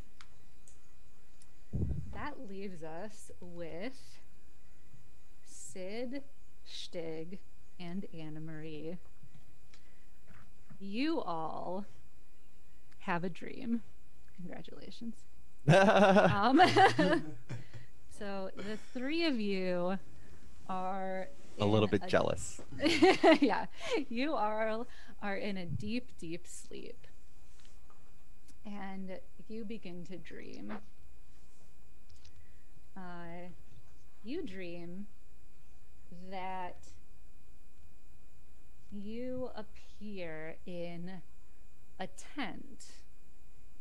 It is very like thick hanging velvet or some kind of very thick material that doesn't let any light in, and inside of that is even hanging more like gauzy material and like dark reds and purples and very like royal blues and deep colors. And in the center of the tent is this round wooden table, very deep dark wood, with these sort of rounded benches around it, and a woman sitting, and she motions for the three of you to sit down, and she says, Anna Marie, Shtigg, sit and gnaw, sit. And she even tosses little treats to gnaw. And there's a crystal ball in the center of the table and a deck of cards that she places in front of her and spreads in a quick fan. And despite her very nimble movements, she looks older than dirt, with like 1,000 wrinkly lines all over her face and fuzzy white hair. She's like, We believe this is like not a dream, right? it feels like a dream. Like you feel like you're not really here, but also you know that when you're in a dream, you don't usually know that it's a dream, so it's weird that you know that it's a dream. So that Okay, in and of itself is weird. So we're thinking we must be dreaming, but we're like, but are we dreaming? Okay. And she chuckles and says, "Ah, you are thinking that this is a dream, but is it a dream? It is, but it isn't. Sit down, sit. We don't have much time." Sid will go and take a seat. He's always curious. Yeah, I'm sitting down right away. I'll be very cautious to sit down, but I'll hesitantly do it. "I have something for you. Yes, I am on your side. Don't worry. This is my one chance to speak to you. I don't often get to play sides, but I think this is for the best. Yes, I do. Now, I have a clue for you. Several clues, in fact. This deck is a Taroka deck. Very special. Very special. Very magical. You must remember what I tell you so you can tell your friends. One did not sleep, and one shook me off. Bah. But you will tell them. It will be fine. You all are good adventurers who sleep like normal. I feel attacked. I will help you in your quest. This is not to say that I am not on your side or his side, but only that I want what is best for everyone. You understand? Yes. I'm no traitor. Now, let's see. And she pulls 5 cards from her deck, and she places 3 of them down on the table, like bam, bam, bam, and then 1 in front and 1 behind. So they're sitting in a cross shape. And she says, "Now, these are all things you will need to know if you are to defeat Strahd and escape Barovia. So listen closely." And she points to the first card and says, "This card tells of history. Knowledge of the ancient will help you better understand your enemy." And she turns over the Master of Stars wizard card. Look for a wizard's tower on a lake. Let the wizard's name and servant guide you to that which you seek. She points to the second card. This card tells of a powerful force for good and protection, a holy symbol of great hope. And she turns over the 7 of Stars illusionist card. A man is not what he seems. He comes here in a carnival wagon. Therein lies what you seek. The third card. This is a card of power and strength. It tells of a weapon of vengeance, a sword of sunlight. And she turns over the 6 of Glyphs, anarchist card. I see walls of bones, a chandelier of bones, and a table of bones. All that remains of enemies long forgotten. And she points to the card at the top. This card sheds light on one who will help you greatly in the battle against darkness. She turns over the Mists card. A Vistana wanders this land, searching for her mentor. She does not stay in one place for long. Seek her out at the Wizard's Tower. And then the bottom card. Your enemy is a creature of darkness, whose powers are beyond mortality. This card will lead you to him. She turns over the final card, and it has a picture of a raven on it. She sits back.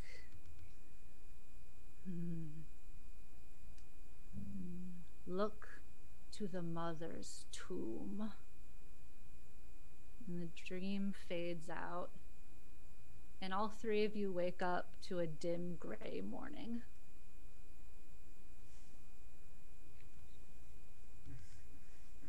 I wake up. I call this sword. What? Kind of look around and notice I'm by myself and like get all kind of like, oh. Roderigo, you probably hear that. You're like chilling in the foyer still. I was say, Shtigg, did you sleep in the foyer? I slept wherever there was a fireplace. Yeah, it was in the foyer, and you're kind of like off in the hallway a little. You're like very close to each other. Okay. Like, was there? Yeah. Did I notice anything weird about his sleep? He might have been like running a little or something, but like I got nothing unusual from like just cat dream. Okay. All right. Ismark probably got up at some point and wandered off. Okay. Yeah, so I'm just gonna kind of sit there, basically exactly as I was when Shtigg fell asleep. Are you okay? Oh, I'm fine.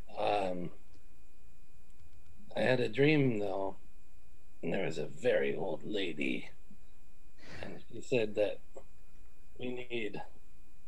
Oh shit! I was listening. I need a sword of light, but not like yours. Yours is just fire, not light. And then we need a wizard's tower, a mother's tomb. Anyway, these are all things that we need to fight Strahd with. I say we just claw at his eyes and bite his heart. But if we have to do these things too, well then maybe we should. Kind of just sit there and acknowledge what he said and kind of stew in like understated seething rage. Yeah, it definitely wasn't a coherent sentence or paragraph for you. It was kind of as I thought about it, I just blurted it out. Which is how I normally talk, so it's not that different. Role plays on point, homie.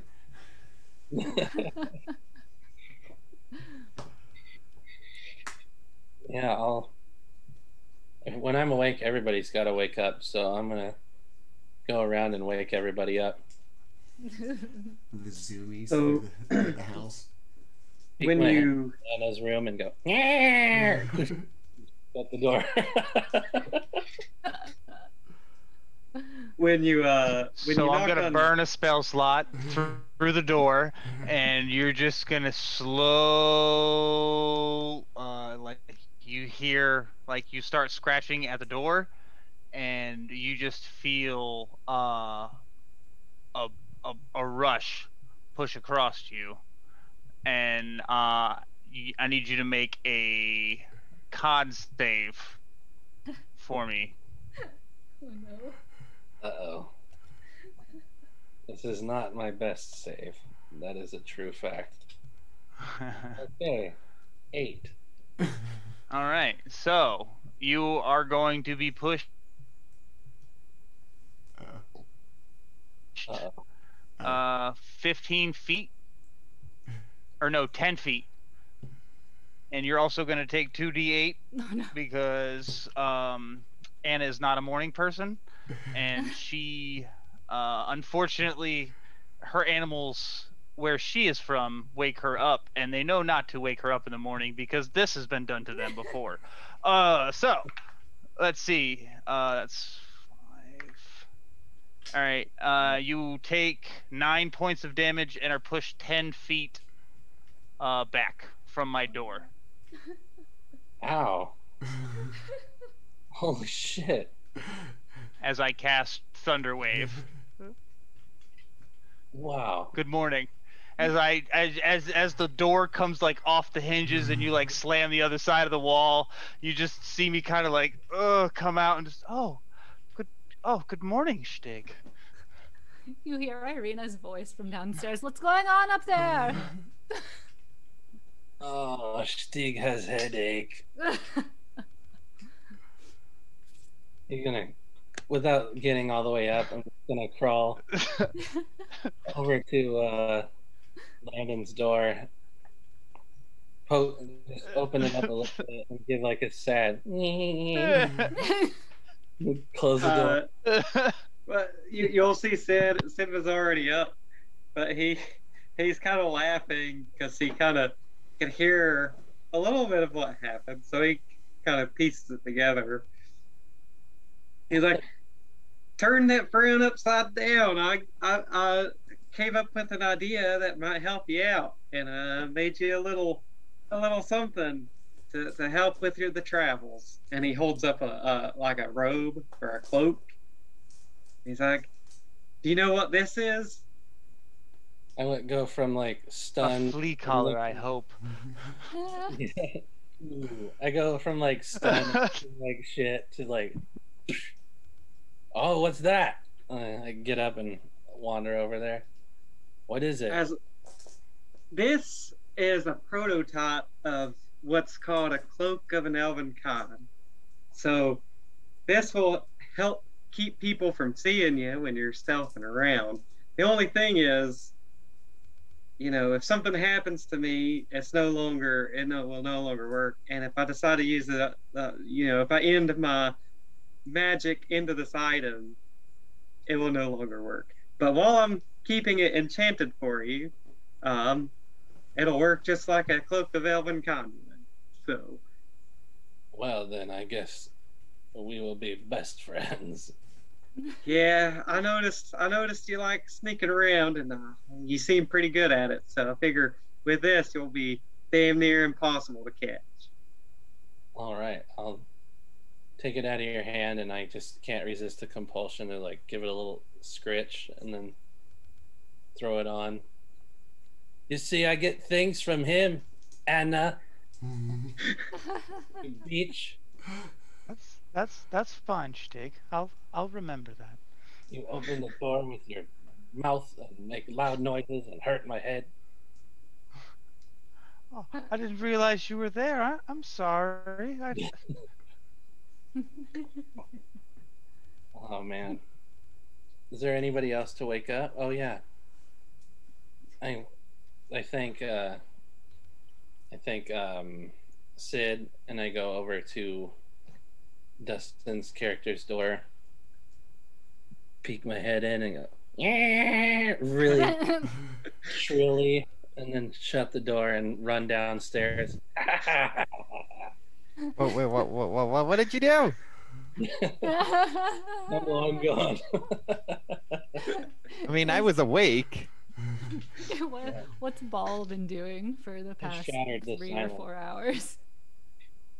I mean, Villain. what I always do, practice my maneuvers, Cool. pull out my bow, stretch it. I speak prayers to the Raven Queen, and I dream of returning to the Shadowfell and wish to not be in this land of the living anymore. Same. Awesome. So, as Are we in a party of emos? It's Barovia, bro. Yeah. You guys are just wearing like all black and like eyeliner and stuff. Is that what's going on here? We're doing My no Chemical eyeliner. Romance lyrics in chat, so yes. All right. Okay. No, I'm just from the making sure. Shadowfell. I'm from the Shadowfell. No, as Shtigg heads downstairs, Irina will call upstairs. Breakfast is ready. I like breakfast. I will head towards breakfast. Okay. They have a dining room and a table big enough for everyone. You've possibly guessed at this point. The reason that the village is so empty is because the priest talked about his son and many villagers going to attack the castle, and none of them came back. and that was the majority of the village. So now their numbers are quite depleted. But before then, there were a great many more of them, and they would, have people over, and it was well, it wasn't much happier, but it was at least more populated. And they would have dinners and important people in the town over. So they are at least equipped to play host and hostess. So as you all, or whoever is interested in eating, files into the dining room, Irina is setting out bran muffins, boar jerky, dried cranberries, and cups of hot borscht, which is beet juice, which is what they have in Barovia instead of coffee, because it's Barovia.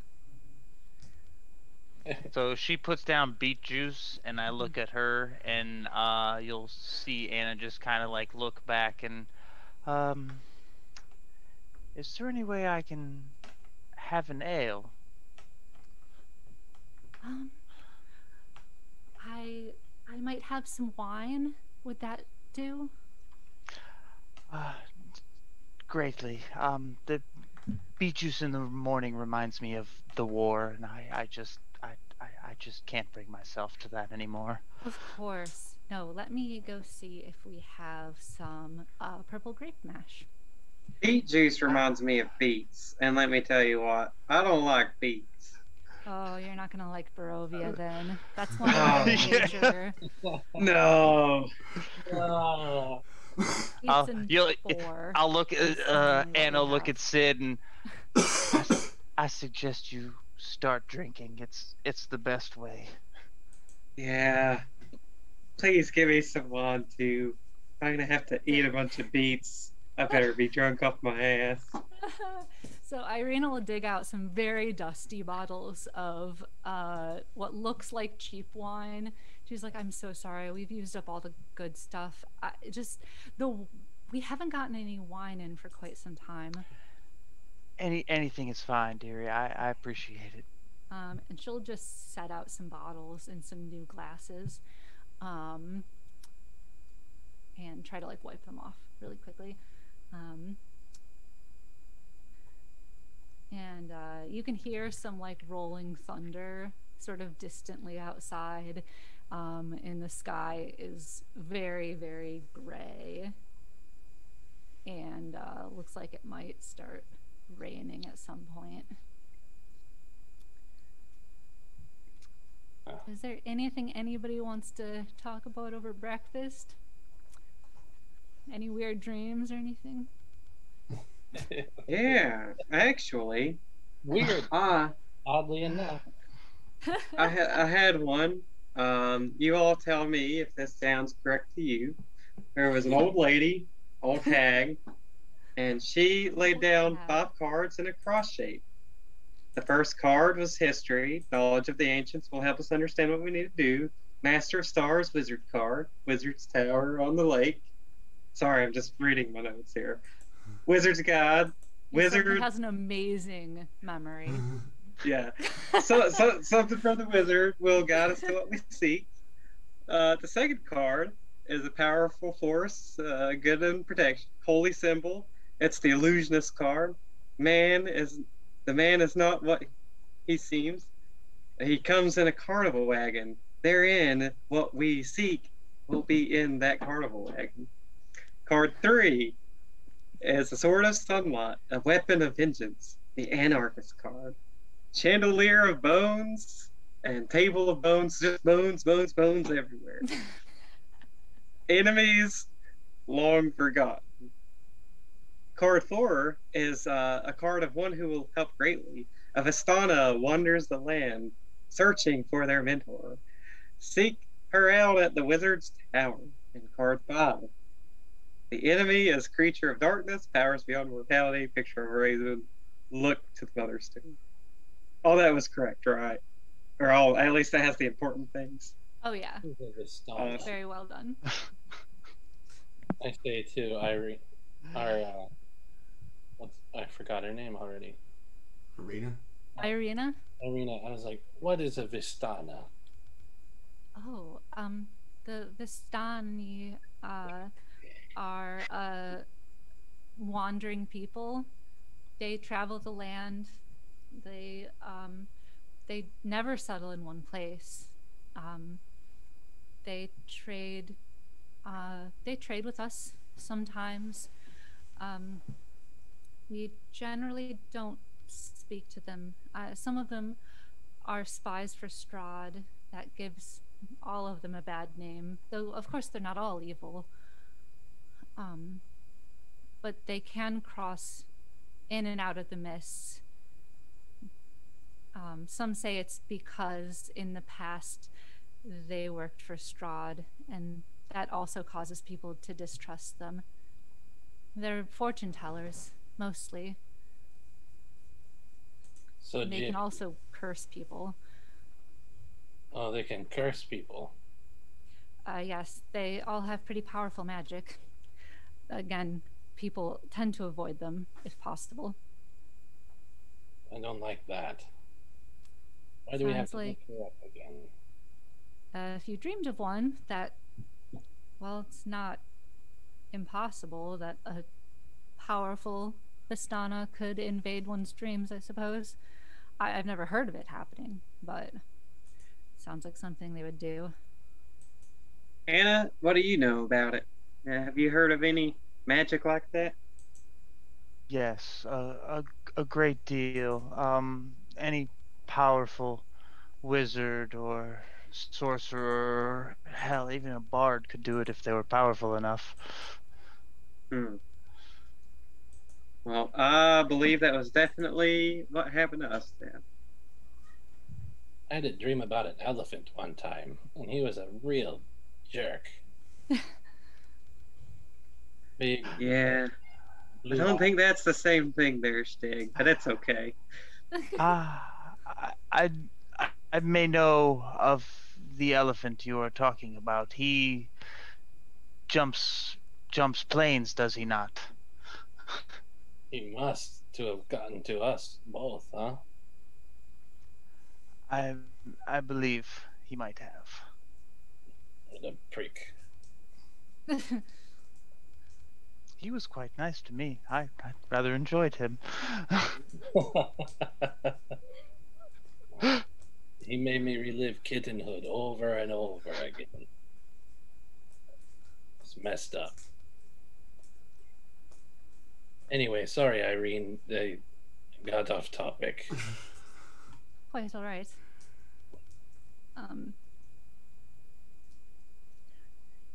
Ismark will say, not to change the subject, but we are all in agreement now that our father is buried. You'll see Irina to safety.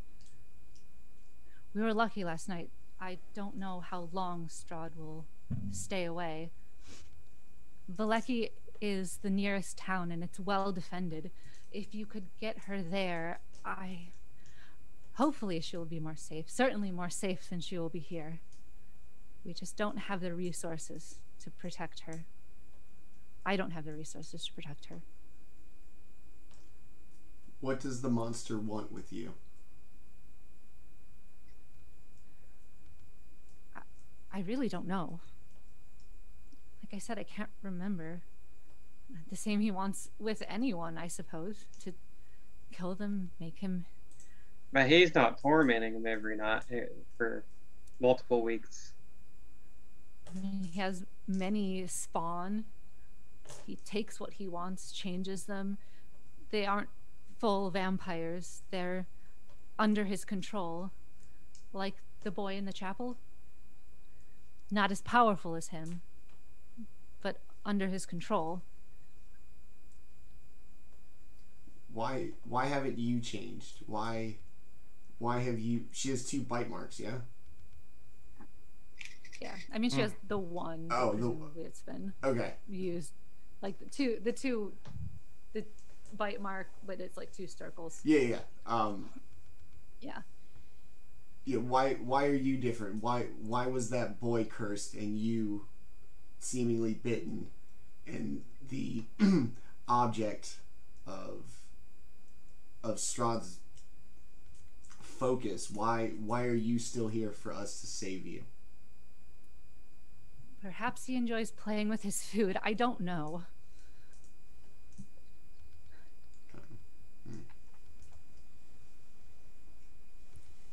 I promise I don't have... I'm not holding anything back. I don't know. You still deserve safety, as does every resident of this land. So we will help you. Just feel as if this cursed, cruel monster has spared you the same fate as everyone else for a reason. Perhaps. Anyways, Rodrigo, the thing is, you can't expect people to trust you unless you trust them first. So you should always extend out a hand, give them some trust, give them a chance to show their character. 9 times out of 10, it'll be rewarding in the end. So I say we believe her that she doesn't know, and Very well said. help her out. Very well said. Foolish attitude. Perhaps It's we'll only find foolish out 1 out of 10 along times. the way. And then you get to take revenge, and that's the fun part. Yeah, we know one of us loves revenge. Look over at Rodrigo. Yeah, Sid and Shtigg and Null, all 3 of us just kind of like give him a look. Give him a shrug. Guilty. When do we set out? When should we leave? And Ismark will say as soon as possible, while you still have, well, not daylight clearly, but nighttime travel is more dangerous. Not maybe for you. For anyone moving through Barovia, I assure you. Oh. I have Shtigg on his plate, has like a bite out of a beet, and he's like, "Oh, I'm so stuffed. God, there's no room for air even. We should go."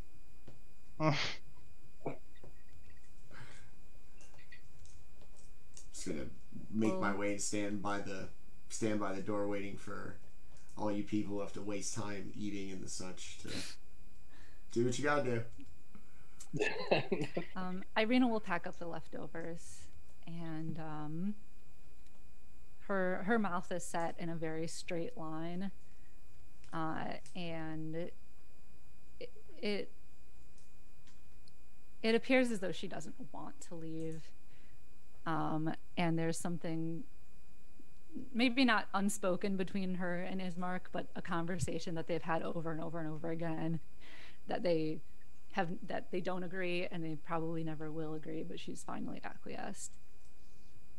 And then she gives him a very tight hug and turns to follow the group of you. It makes it clear that he's staying.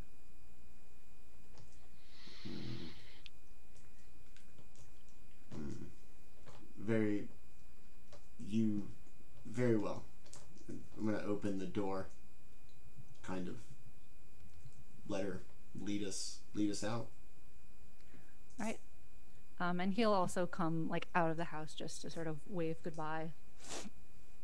And as with last night, everything is very quiet outside. There's no movement out on the streets. It seems like a ghost town. And she has sort of a pack fashioned to go over her shoulders on her back, so she can easily reach her rapier if needed, and she'll give him a tight smile and he'll return it, and will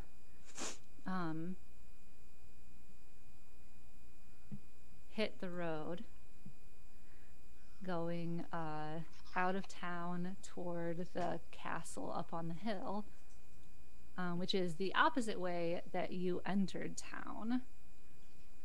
So you're headed deeper into Barovia. And as you all set off down the street, you hear a loud thunderclap. And before you in the road, Manny, if you could put up our last picture.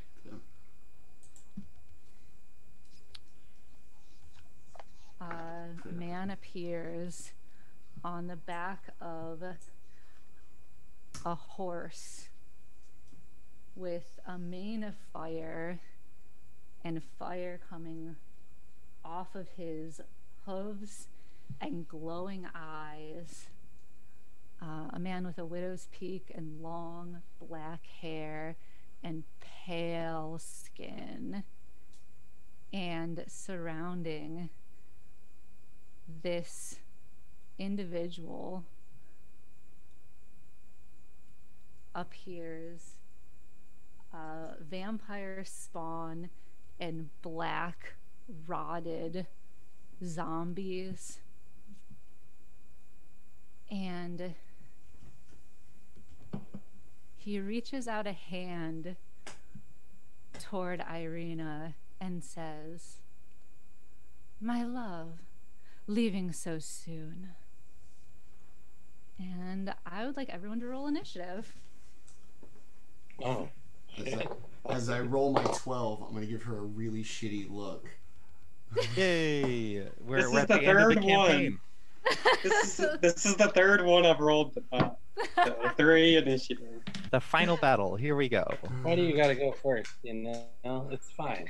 I'm first. I am probably second or third at 15.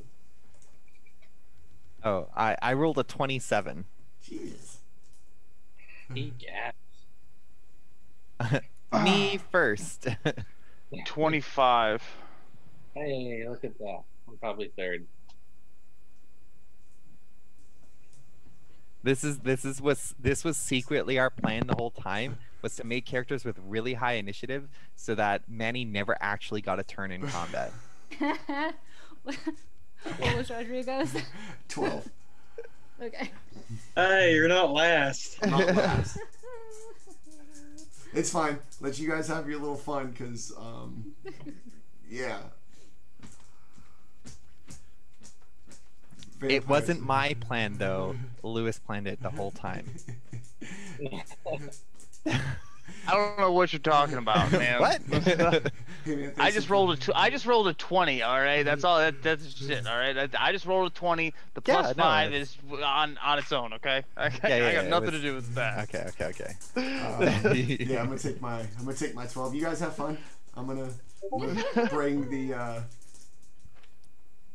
I'm gonna bring it. Pain. Fourth round pain. Is the cool man attacking us from a distance?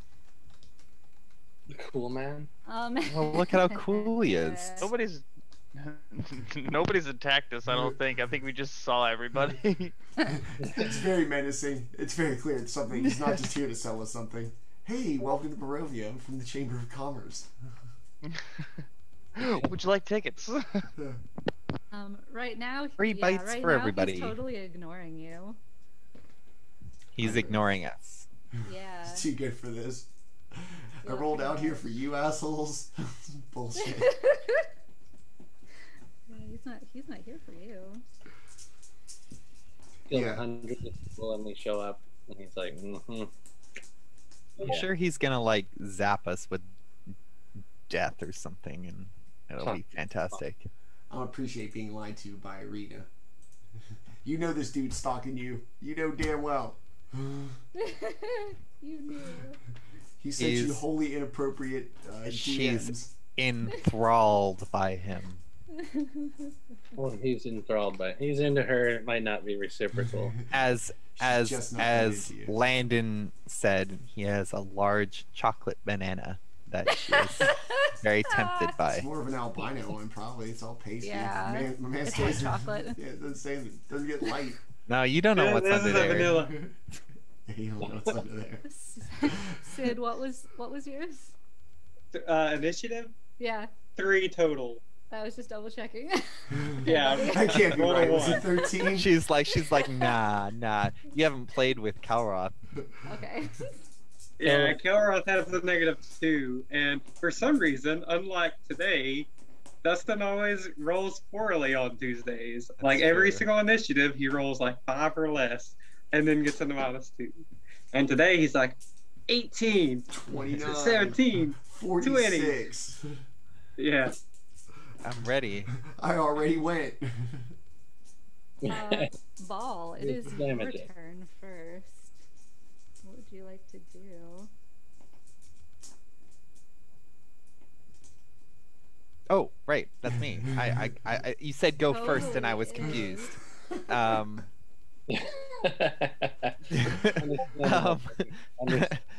Understandable. is he's just standing there looking cool. Yeah, he's just up on his amazing flaming steed. Did he do anything? He He's reached not out his hand and said, "Irina, my love, leaving so soon." Oh, And that's all he's done so far. He's not And even then looking his- at you, is bro. Arena doing anything? She's so far she's just like staring at him in shock. Shock. He's also flanked by 3 snarling vampires and 3 slathering, like really dumb looking black zombies, like black fleshed ghoulish zombies. And what's our distance? He's maybe like 40 feet from you. Okay. Also, his horse is named Bucephalus, which is awesome. feel like I Assuming need I to can point keep that out. line of sight on Awesome. the I love enemies, that. I'm going to move my maximum distance of 45 feet Okay. and move as far away as I can Cool. from them. Since I can shoot at 150 feet, Yeah. I might as well put as much distance as I can between. Yeah. So I it's just a start. straight road. So that's Cool, perfect. I just Yeah. again I zip down the road unnaturally fast, Okay. and I will draw my bow. And who do I want to shoot? I'm gonna shoot generic, not as cool vampire number 1. Awesome. Vampire backup dancer. Yeah. Might as well thin the herd so we don't take as much damage. Hiya! They're looking. First shot for a 16. That hits. Yeah, Good. They're looking thirsty. Okay, all right. So that does.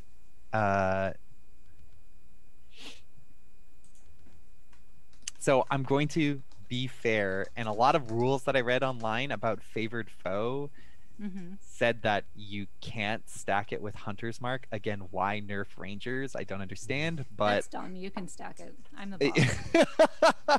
okay, well then, if that's the case, I will Yeah. have casted Hunter's Mark beforehand. Oh yeah, totally. Okay. Your and character would have remembered to do that. It's fine. yeah, no, I mean, I was just Yeah. like, That's fine. Yeah. there was this big debate online, and literally it was people saying, "Nah, that's what the rules say," and the other half saying, "Really? Do we need to do this to Rangers?" Right. Right. Exactly. Don't let them feel too good about That was themselves. literally Like, that's literally what the That's arguments were. too Rules, much. yeah, people who Yeah, are rules like okay. rules lawyers, and then people who are being like, Whatever. "Leave them alone." Leave them And what is alone. it what is it Leave that they say Rangers doesn't stack? alone. Favored foe and Hunter's Mark. See, favored foe has this Just- it's got a really dumb wording at the end of it, where it says, Mm-hmm. when you hit a creature with an attack roll, you can mark the creature as a favored enemy for 1 minute or until you lose concentration, as if it were a concentration spell.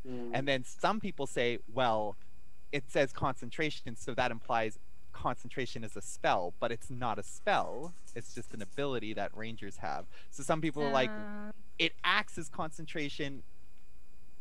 Like, you can That's lose concentration if whatever. you get hit, but other people are like, nope, you can't concentrate on 2 things at once, and it's like, but it's not a spell. D&D is already on the line of crunchy I know. for me. Anyways, I didn't want to get Only into okay because I a bunch have of like stuff. all of If it you're okay memorized with already. it, then I'll do it. Yeah, it's fine. But I still have to hit the creature first, which I did, so it doesn't Yeah. count for the first hit. They're not they're not that hard to hit, thank God. Yeah, good. And I'm going to hit him, so it's undead, as we Yes, established. definitely is.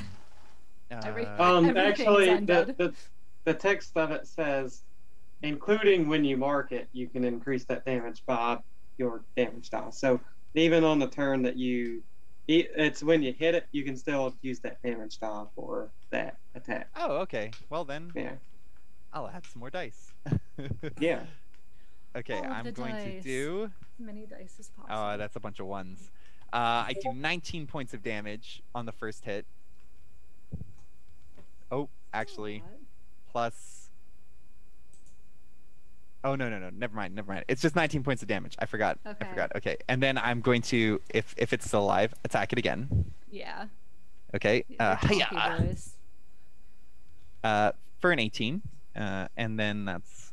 Yes. I usually make Doru a lot weaker, actually, but I went by the book, which is good because he totally would have been dead within the first few hits. Yeah, I did a lot of damage. This is the thing. This is all I do. I do a lot of damage on the first round, and I have That's the bow that does awesome. extra damage to I love it. undead. So It's very cool. and then- I imagine the Shadowfell is pretty dangerous too. I did a. Never mind. I'll send you something when we're done. Okay. Okay, yeah. So the favorite foe only works the first time you hit an enemy, so it doesn't work this time. Still. Ooh, that's a a good sneak hit attack. though. That's cool. That's 25 points of damage, Ooh. and then I will use my Dread Ambusher feature as a Gloomstalker, which lets me attack an additional time Nice. on the first round of combat. I'm giving up and switching to a calculator. And that's an additional 21 points of damage. And and I'm far away. You guys watch as the That's arrows. amazing. I do that stereotypical elf thing where I intentionally shoot the arrows past people's heads so they fly by and they hear the fwee fwee unnecessarily. But I'm just showing off at how good I am at Amazing. shooting arrows. Yep. Right. It's still up, but it's definitely like staggering, like the Boromir, like oh. I just like the idea of me like turning everyone I fight into a pincushion. It's pretty amazing. Anna Marie, so you witnessed all of this happening immediately. So you'll see me pull out a small white stone out of my one of my pockets, and you'll see me kind of just like start rubbing it on my almost like a worry stone. And with that, I am casting Snowlock's Snowball Swarm. So a 5-foot sphere. I'd like to try and at least get 2 of the zombies. Like, try to place the sphere like on one end on each to try and get since it's only 5 feet. Right. If that's possible. Yeah, totally. All right. Then I will cast that, and they need to make a DC 15 Dex save for me. Okay. That was on 2 of the zombies? Yes. Okay. Because they're so good at dexterity with their -2. Well, that's a 2 and a 6. All right. So they're gonna fail. Yeah, I think All so. right. So nice. 6, 10. They're 13 points of cold damage. Okay. And then I am going to take a step back from all of the melee people. Probably 20 feet back. So if the bad guys were 40 feet away, and all of us were kind of together, I'm going to be 60 feet away from the bad guys. Okay, excellent. All right. Oh, look at that. So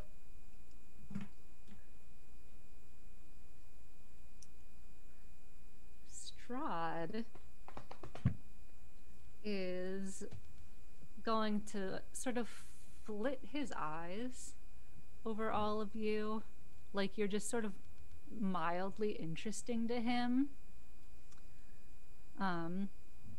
So he's observed the arrows, and then he's observed the snowball, and he's like, okay. And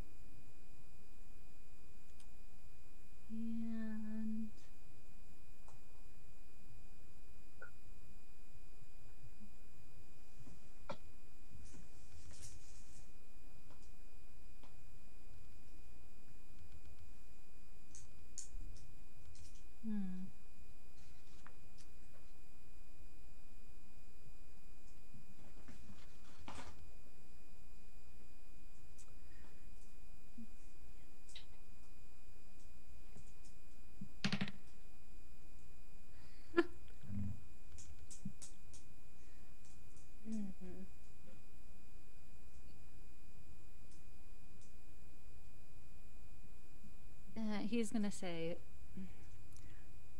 Irina, come. And that's his action. Cool. Good thing. Glad he didn't murk us. Yeah, so Shtigg, go ahead. What would you like to do? Shtigg, are we right out in the open of this Yep. road here? Yeah. You're just about to, follow the yellow brick road down to Valaki. All right. I will,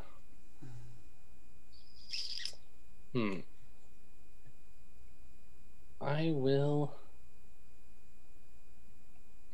run up there and attack the vampire that took the 3 arrows.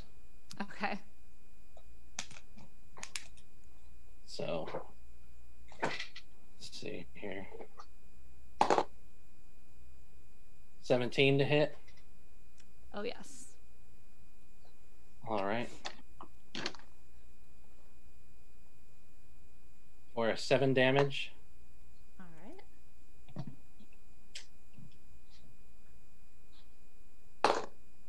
And then another 17 to hit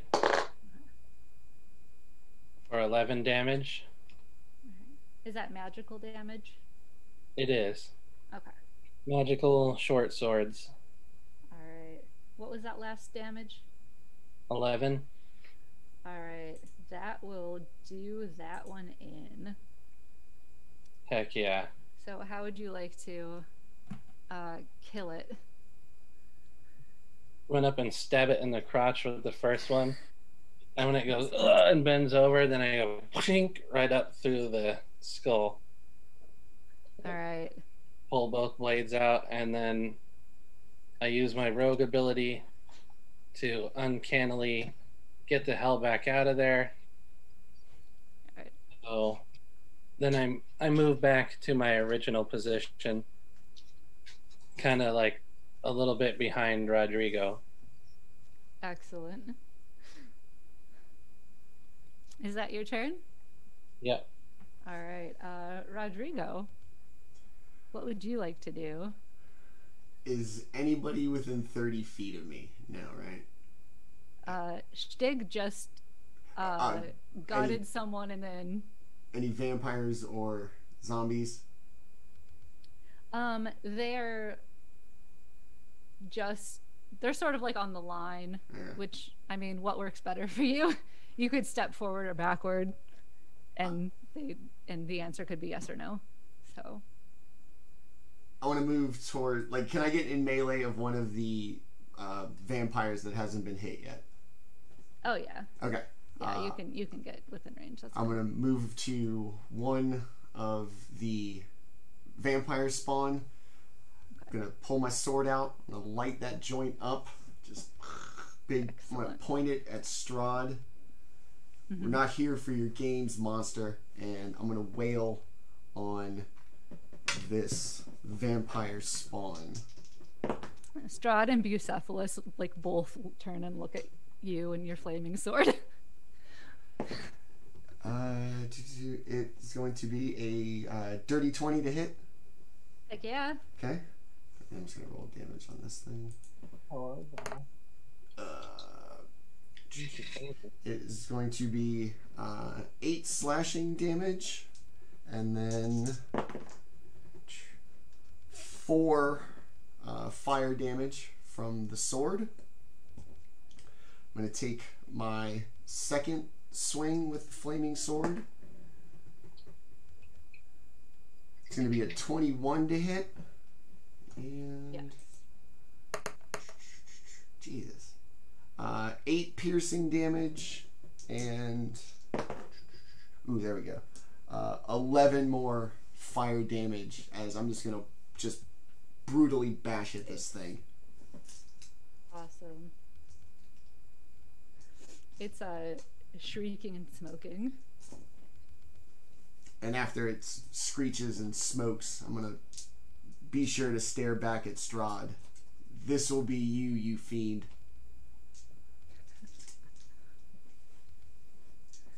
He like raises an eyebrow at you. Like, okay. The vampire spawn is going to try to claw at you. That is an 18 to hit. It does not. Alright. It will try to claw at you again. And that's a crit! Uh-oh. That's all right. Right, baby. Ah. It sounds like you're reaching for a lot of dice. Only 2d4. It's just in a bowl of a lot of dice. Yeah, and these are those cross-drawn skeletons. When they crit, when you crit me with them. Yeah. That is math. 14 slashing damage as it rakes its claws at you very angrily. That's all right. The other one will bite at you because you're the only one that's right there. Sorry, Roderigo. That is a 9 to hit. That's not going to get it done. I'm a stick and move. And an 8 to hit. Also not going to get it done. My dice hate me. So, and then it's Irina's turn. And Get it, girl. Unfortunately, Strahd gave her a command, and right now she's not doing so hot in the whole not being charmed by him department. So she's going to walk towards him using all of her movement, and then just stop right in front of him. And he kind of smirks at that, like that's the funniest shit he's ever seen. And then it's the zombies' turn. And they're going to charge at the rest of you, which looks hilarious because they have a speed of 20 feet. So I don't think they actually reach any of you. Actually, they will reach Shtigg, but then they can't do anything. They can't do anything to you because they had to dash to get to you. Oh, yeah. So, yeah. Shtigg like prepares and he's like, hey, why'd they stop moving? They're like, and then like 3 zombies are like sort of pawing at you. but not actually doing anything. I'm kind of like, You and Sid, who hasn't gone yet. And now it's Sid's turn. yay! So Sid will use his movement to go to the horseman Syphilis. Syphilis. Bucephalus. Bucephalus. And he will take a potion out of his bag and drink it. Okay. It's a spell, but I'm flavoring it as an artist. Of course, that's fine. And it's the blur spell. So Sid will start, like his skin turns like translucent and almost like a vibratingness. And while Null comes up to him to attack. So Null will attack Mr. Syphilis with a 24 to hit. And that is then 7 force damage. Okay. Not a lot. But I did get the blur spell off, so that's it.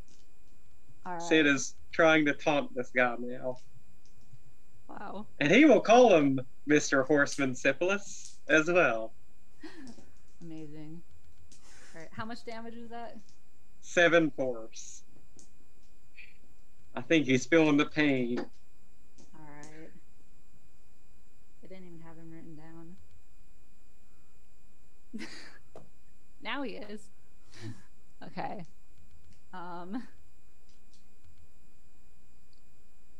Right. The horse was not expecting that and just rears up. And I guess now he's in initiative. So I'm gonna roll for him. oh, terrific. To be fair, I assumed he was already in initiative. I thought his action was talking to Rena. So I was like, he gets a wasted action. He's not Mr. Ed, man. The guy on the back is talking. Yeah. You just went Mongo To be fair, on the horse. I've drank a decent bit tonight, to be fair. So, you know what? Decision making on it is fine. That's fine. I love that you attacked the horse. Sid charged in Beautiful. there. Yeah. Not a nightmare into the attack order. Amazing. It is back to Baul. All right, kill everything in one round, Baul, because we need. Oh, right. 2 vampires, Better 1's watch been out hit, for me. 3 zombies, 2 have been hit. Irina's right up on Strahd. How'd she keep it in your pants? Jeez, lady. Roderigo I know is... he's cool, but calm down. Okay. Yeah. Just attack the horse. That's what we need to focus on. The horse? Yeah, Mr. Syphilis. Let's see if did the guy that I attacked died? Wait, that's a bad sentence, but he did die. Okay. Yes. Shtigg Had he died. finished him off. Perfect. Yep. I can, as a bonus action, move my hunter's mark to something else. Yes. So I will move my hunter's mark to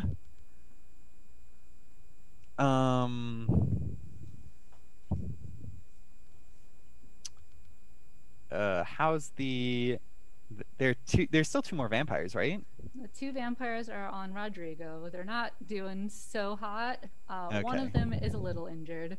And then the 3 zombies are on Shtigg. But they're also not doing any damage to him right now. Okay, I'm going to attack the injured, or I'm going to hunter's mark the injured one, and then I'm going to attack him. Okay. Yeah, that's what I'm going to do. I will also, since I'm probably like 75 feet away or 85 feet away, I'm just going to move another like 35 feet away. Sure, why not? I can shoot 150 feet. Or whatever. Yeah, sure. Hiya! 28 to hit. Yeah. You need that like a -10 plus or -5 plus 10. What is that feat? You need that. It's great weapon. Great master. weapon. I don't know what. There's a sharpshooter. Sharpshooter. Yeah. I will get that in 1 level. Yeah. Heck yeah. I'll have that by next I had month. already looked at You're it. rolling way too high. Like you don't need all that. I will only do 14 points of damage with that attack. Okay. I rolled a 1 and a 2. Boo. And Alright. since I did pathetic damage and I'm disappointed in myself, I'll attack him again. Okay. Oh, for 25 to hit. Yes. 1 and 2 again, but this time I do 16 points of damage. Oh, how fancy. And yes, I only get 2 attacks. And I used my favorite foe on the other guy, but he's dead now, so that's fine. And I think that's it. Pew pew. Awesome. All right, Anna Marie.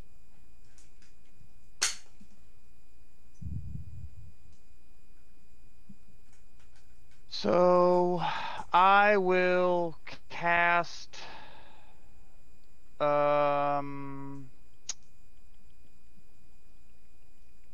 Ray of Frost on zombie at Shtigg.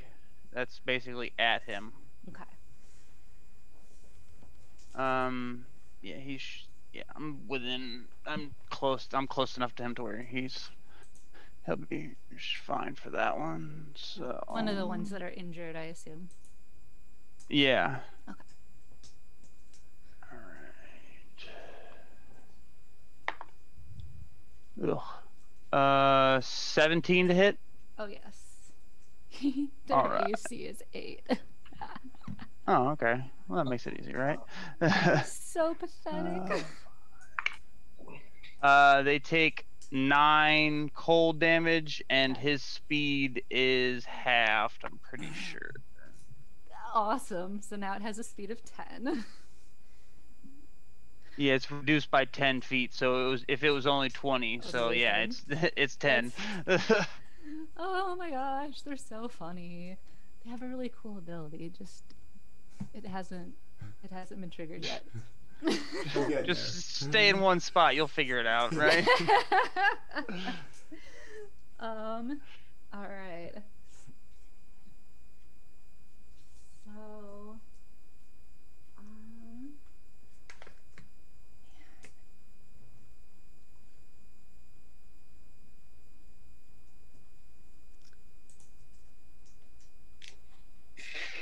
Stop it.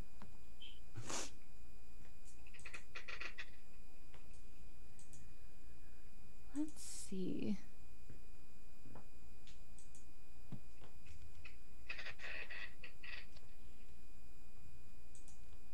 So, Strahd is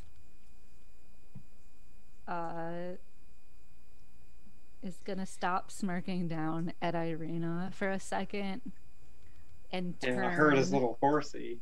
Yeah, and is gonna turn and look at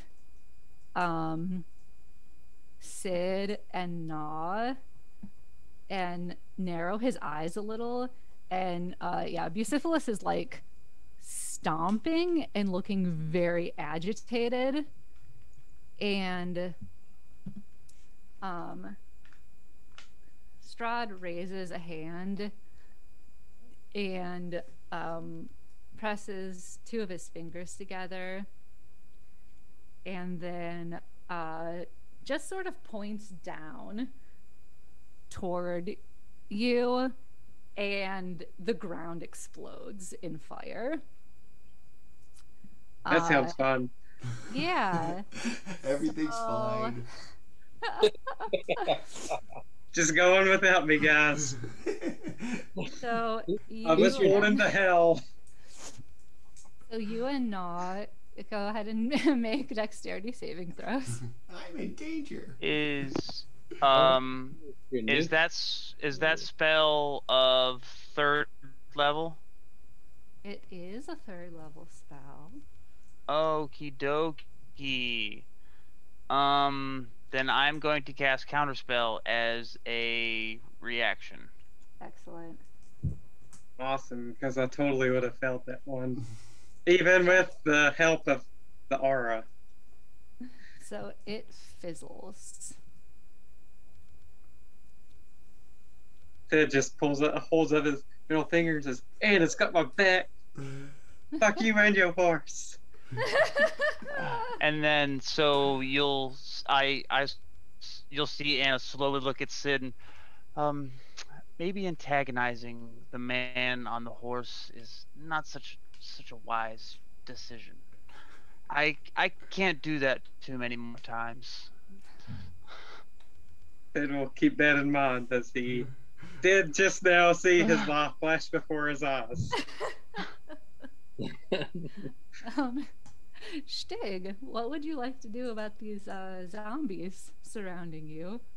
Some of them are doing better than others, to be fair. Is there anybody else attacking these zombos? Anna Marie has definitely damaged the one. Anna Marie's the only one who's done damage to them. There are 2 of them are looking real frosty. One of them's looking on his last legs. Other than that, you're kind of alone. The one that's looking on his last legs, I'll do some work here. All right. Oh, man. That is a 26 to hit. Okay. And 11 points of damage to him. You take him out. All right.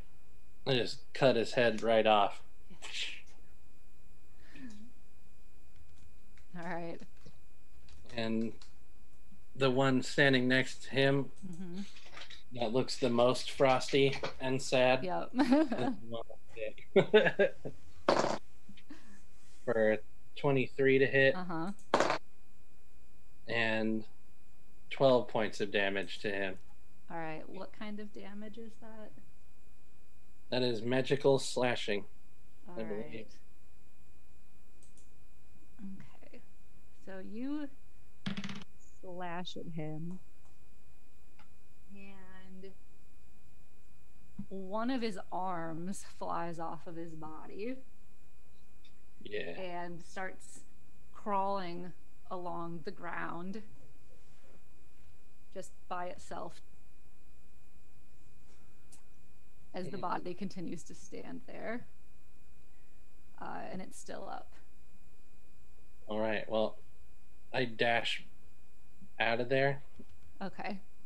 And I end up behind Anna Marie. Okay.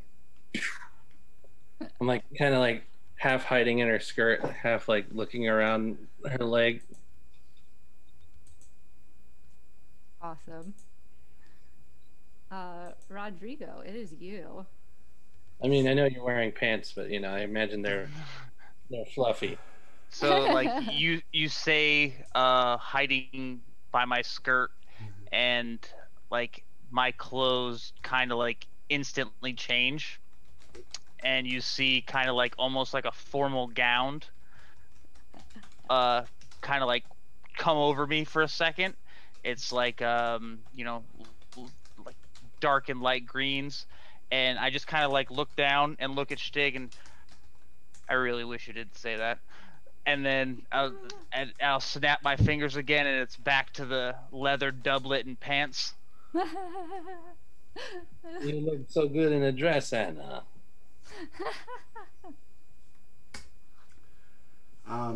Is the severed zombie hand in initiative order? Like, is that a thing? It's the same initiative as Okay, but it is a component of initiative now. Okay. Yes, it is. All right, just to make sure. Yep. All right. So, flaming sword, zombie spawn staring at Strahd, not happy with him trying to blow up my little artificer friend. And they punched his horse. Fuck. I'm gonna take my big swings with the old flaming sword. All right. That's not impressive. That's going to be that's gonna, 14 to hit. That misses. Oh, womp womp. You can't miss a zombie, or at least I cannot miss a zombie. Who are you swinging at? One of the vampires spawn right in front of me. Okay. Yeah, you barely miss. Okay. And then my second one's going to be a 22 to hit. That hits. Okay. So we're going to come crashing down with the flaming sword for for 9 slashing damage and 9 fire damage as well. Just gonna mash at this thing, and after I'm done swinging at it, I'm gonna go back to eyeballing homeboy on his horse. Okay. And that's gonna be it for me. Womp womp. All right. Oh. The horse is going to take a back kick at the dog. Oh. Well, I guess. Using Sentinel, the feat Sentinel, Sid will attack the horse for attacking. No. Okay. Who goes first? Me or you? I don't know, but I rolled a critical hit, which is nice. Awesome. Okay. Well, let me read Sentinel real quick again. Go for it. When you hit a creature, let me just get to the relevant part. When a creature within 5 feet of you makes an attack against a target other than you, you can use your reaction to make a melee weapon attack against the attacking creature. So I guess it doesn't really say who actually hits first. I assume the horse would. Go ahead and resolve yours, because I don't think you're going to kill it, so it won't really matter. But you never know. Kill Busey, I'll cry. Now, are we using nightmare? Are we using Manny's rules of like max damage plus another bit of damage die, or is it just normal? Max damage and then roll your die.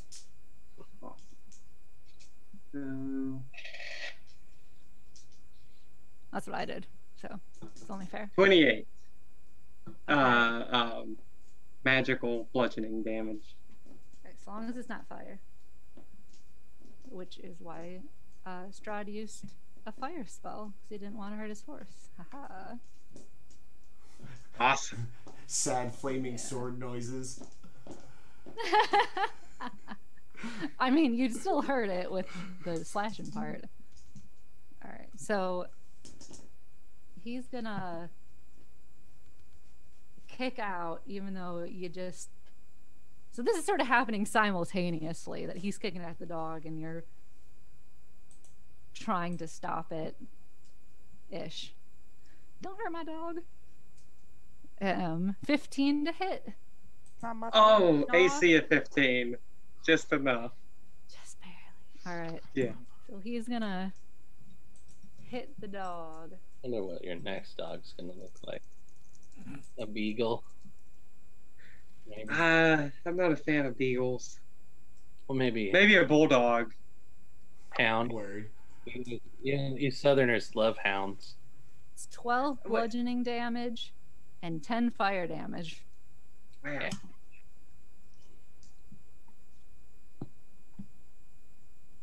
That hurt. No, I was not happy. Or snorts. And then the vampire spawn, Roderigo, you see the one that you've been hitting. You see it is extremely wounded. Good. And a few of its wounds, you can see that they're starting to heal, like very slowly, and it's definitely not doing a whole lot compared to the massive amount of damage that you're doing, but it is slowly beginning to heal itself over time. If you didn't take it out, it would be back up in not a whole lot of time at all. Huh. And it is going to lunge at your throat and try to bite you. Bring it.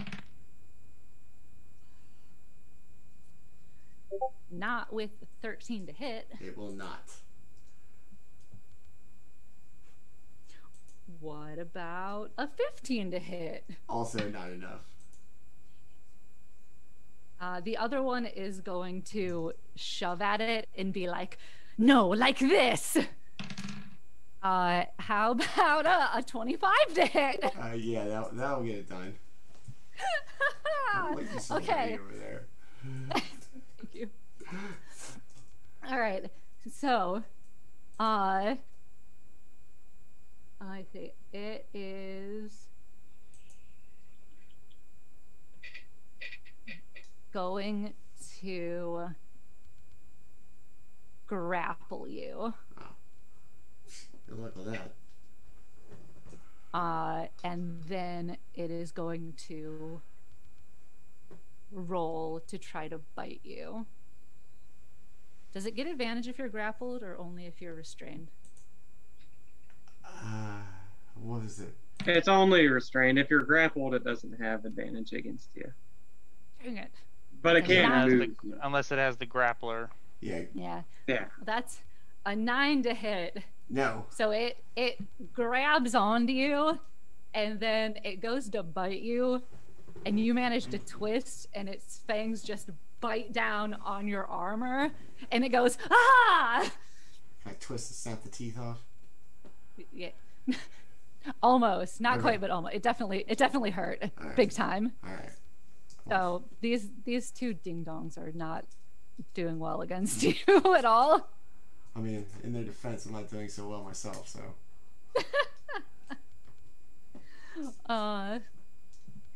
Let's see if Irina can do anything. Hey girl, snap out of it. useful. Okay. She actually should have gotten a couple of saving throws in here.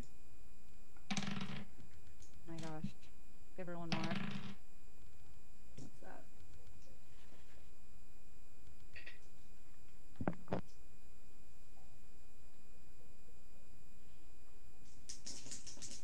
Nope.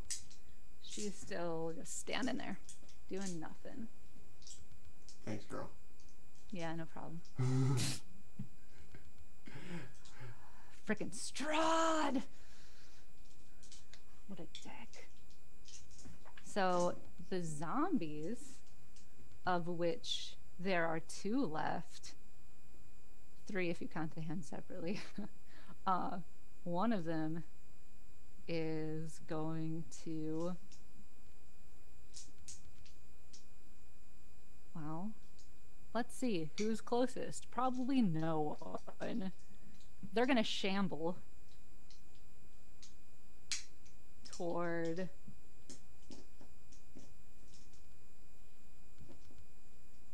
Anna Marie and Shtigg.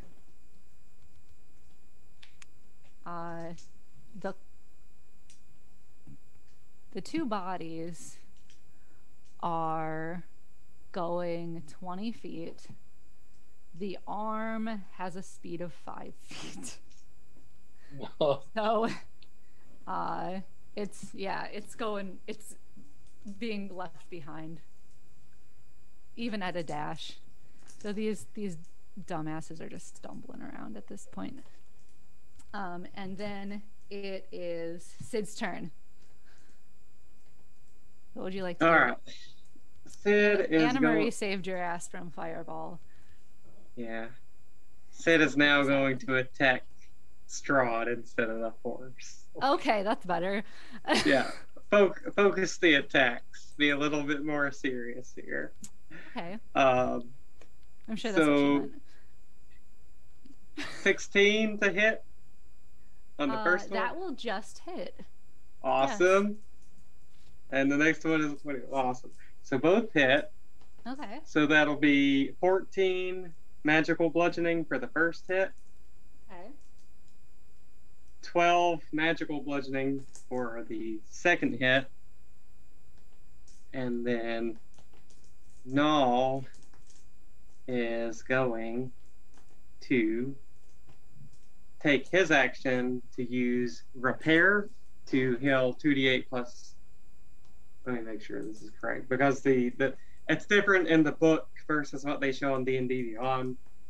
Usually everything's plus proficiency bonus, and this is just like flat values. Let me make sure. But anyways, that's what you can move on. It's just going to get some hit points, but we're both going to stand next to Strahd. Okay. Baul.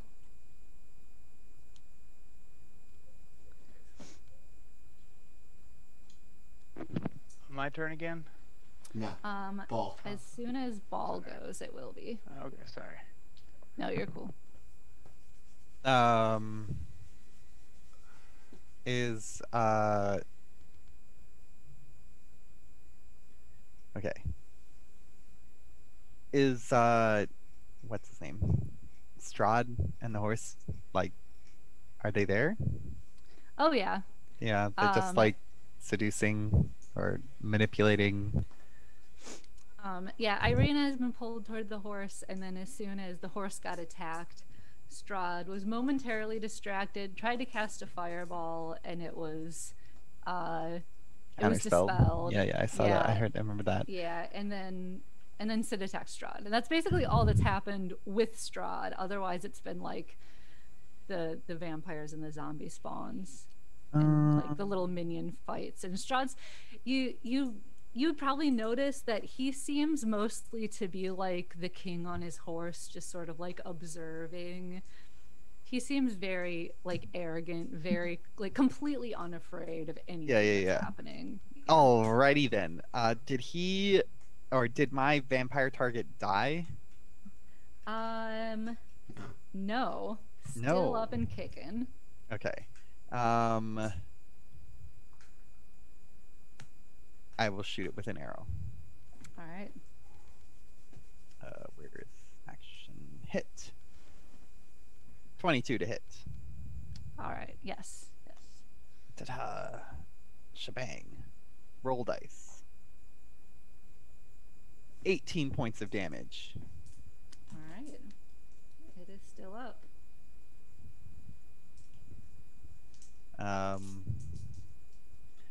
Again. A 19 to hit. Mm-hmm.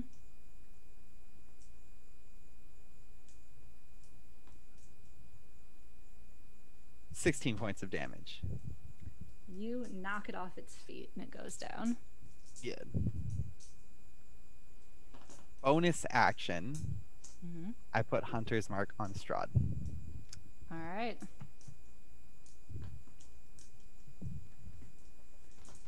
Let me 1 second. Bonus action. Yes, that's what I do. That's my turn. Okay. Alright. It's gonna be magic missile for one of the shamblers coming towards Shtigg and I. Okay. I guess the one that looks the most hurt.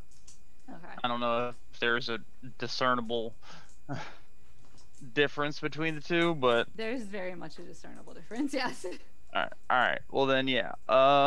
So 4 for the first bolt, 3 for the second bolt. That'll do it. All right, and then the third bolt is a 5, which will hit the other one. All right. And then I look back at Shtigg, and so where's all your energy? Did it go somewhere? Why are you hiding? That long year, quiet.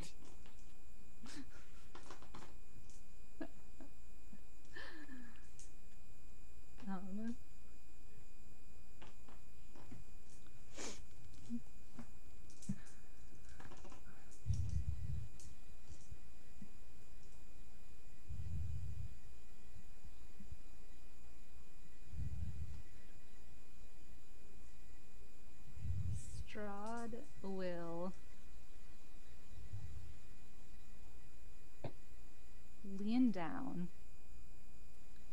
to Irina and take her chin in his hand and whisper something in her ear, and then straighten up on the horse and sort of give a look, like another sort of glance at all of you, and then he and the horse disappear. And You killed him. and the only thing left is one vampire, one zombie, and the arm on the ground, sort of flopping there. Fuck that guy.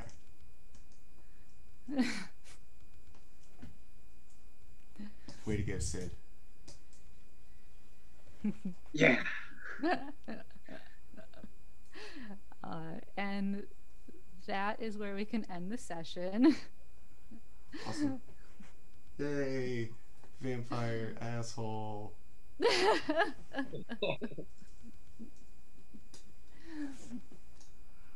All right, so yes, episode 1 in the books. We already seen our big bad.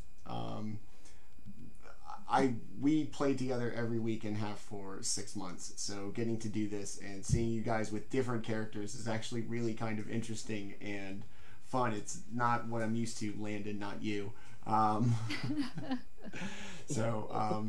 Yeah, so we usually do this every week. Let us start with a big round of applause for Miss Litza for our amazing DM tonight. Thank you so much for coming out and doing this for us. Before we get out of here, you have met the characters, the great people behind them. We will get out of here. See you next Tuesday, 7 p.m. Eastern Time, right here on the channel for episode 27, Twilight Malediction. And next Wednesday, right back here, same group, same time. Maybe we'll see Strahd again. In the meantime, thanks to everybody who came out and watched. Thanks to all of our new followers. I believe we had 5 or 6 tonight. Really appreciate you coming to support us and check us out. And once again, thank you to Litza, our amazing DM tonight, for coming out and doing this for us. We had an amazing time. And thanks to everybody for watching. We will see everybody next week. Have a good night. Thank you. Hold on. Where'd it go? Boom. There it goes. Sorry. I didn't know the button.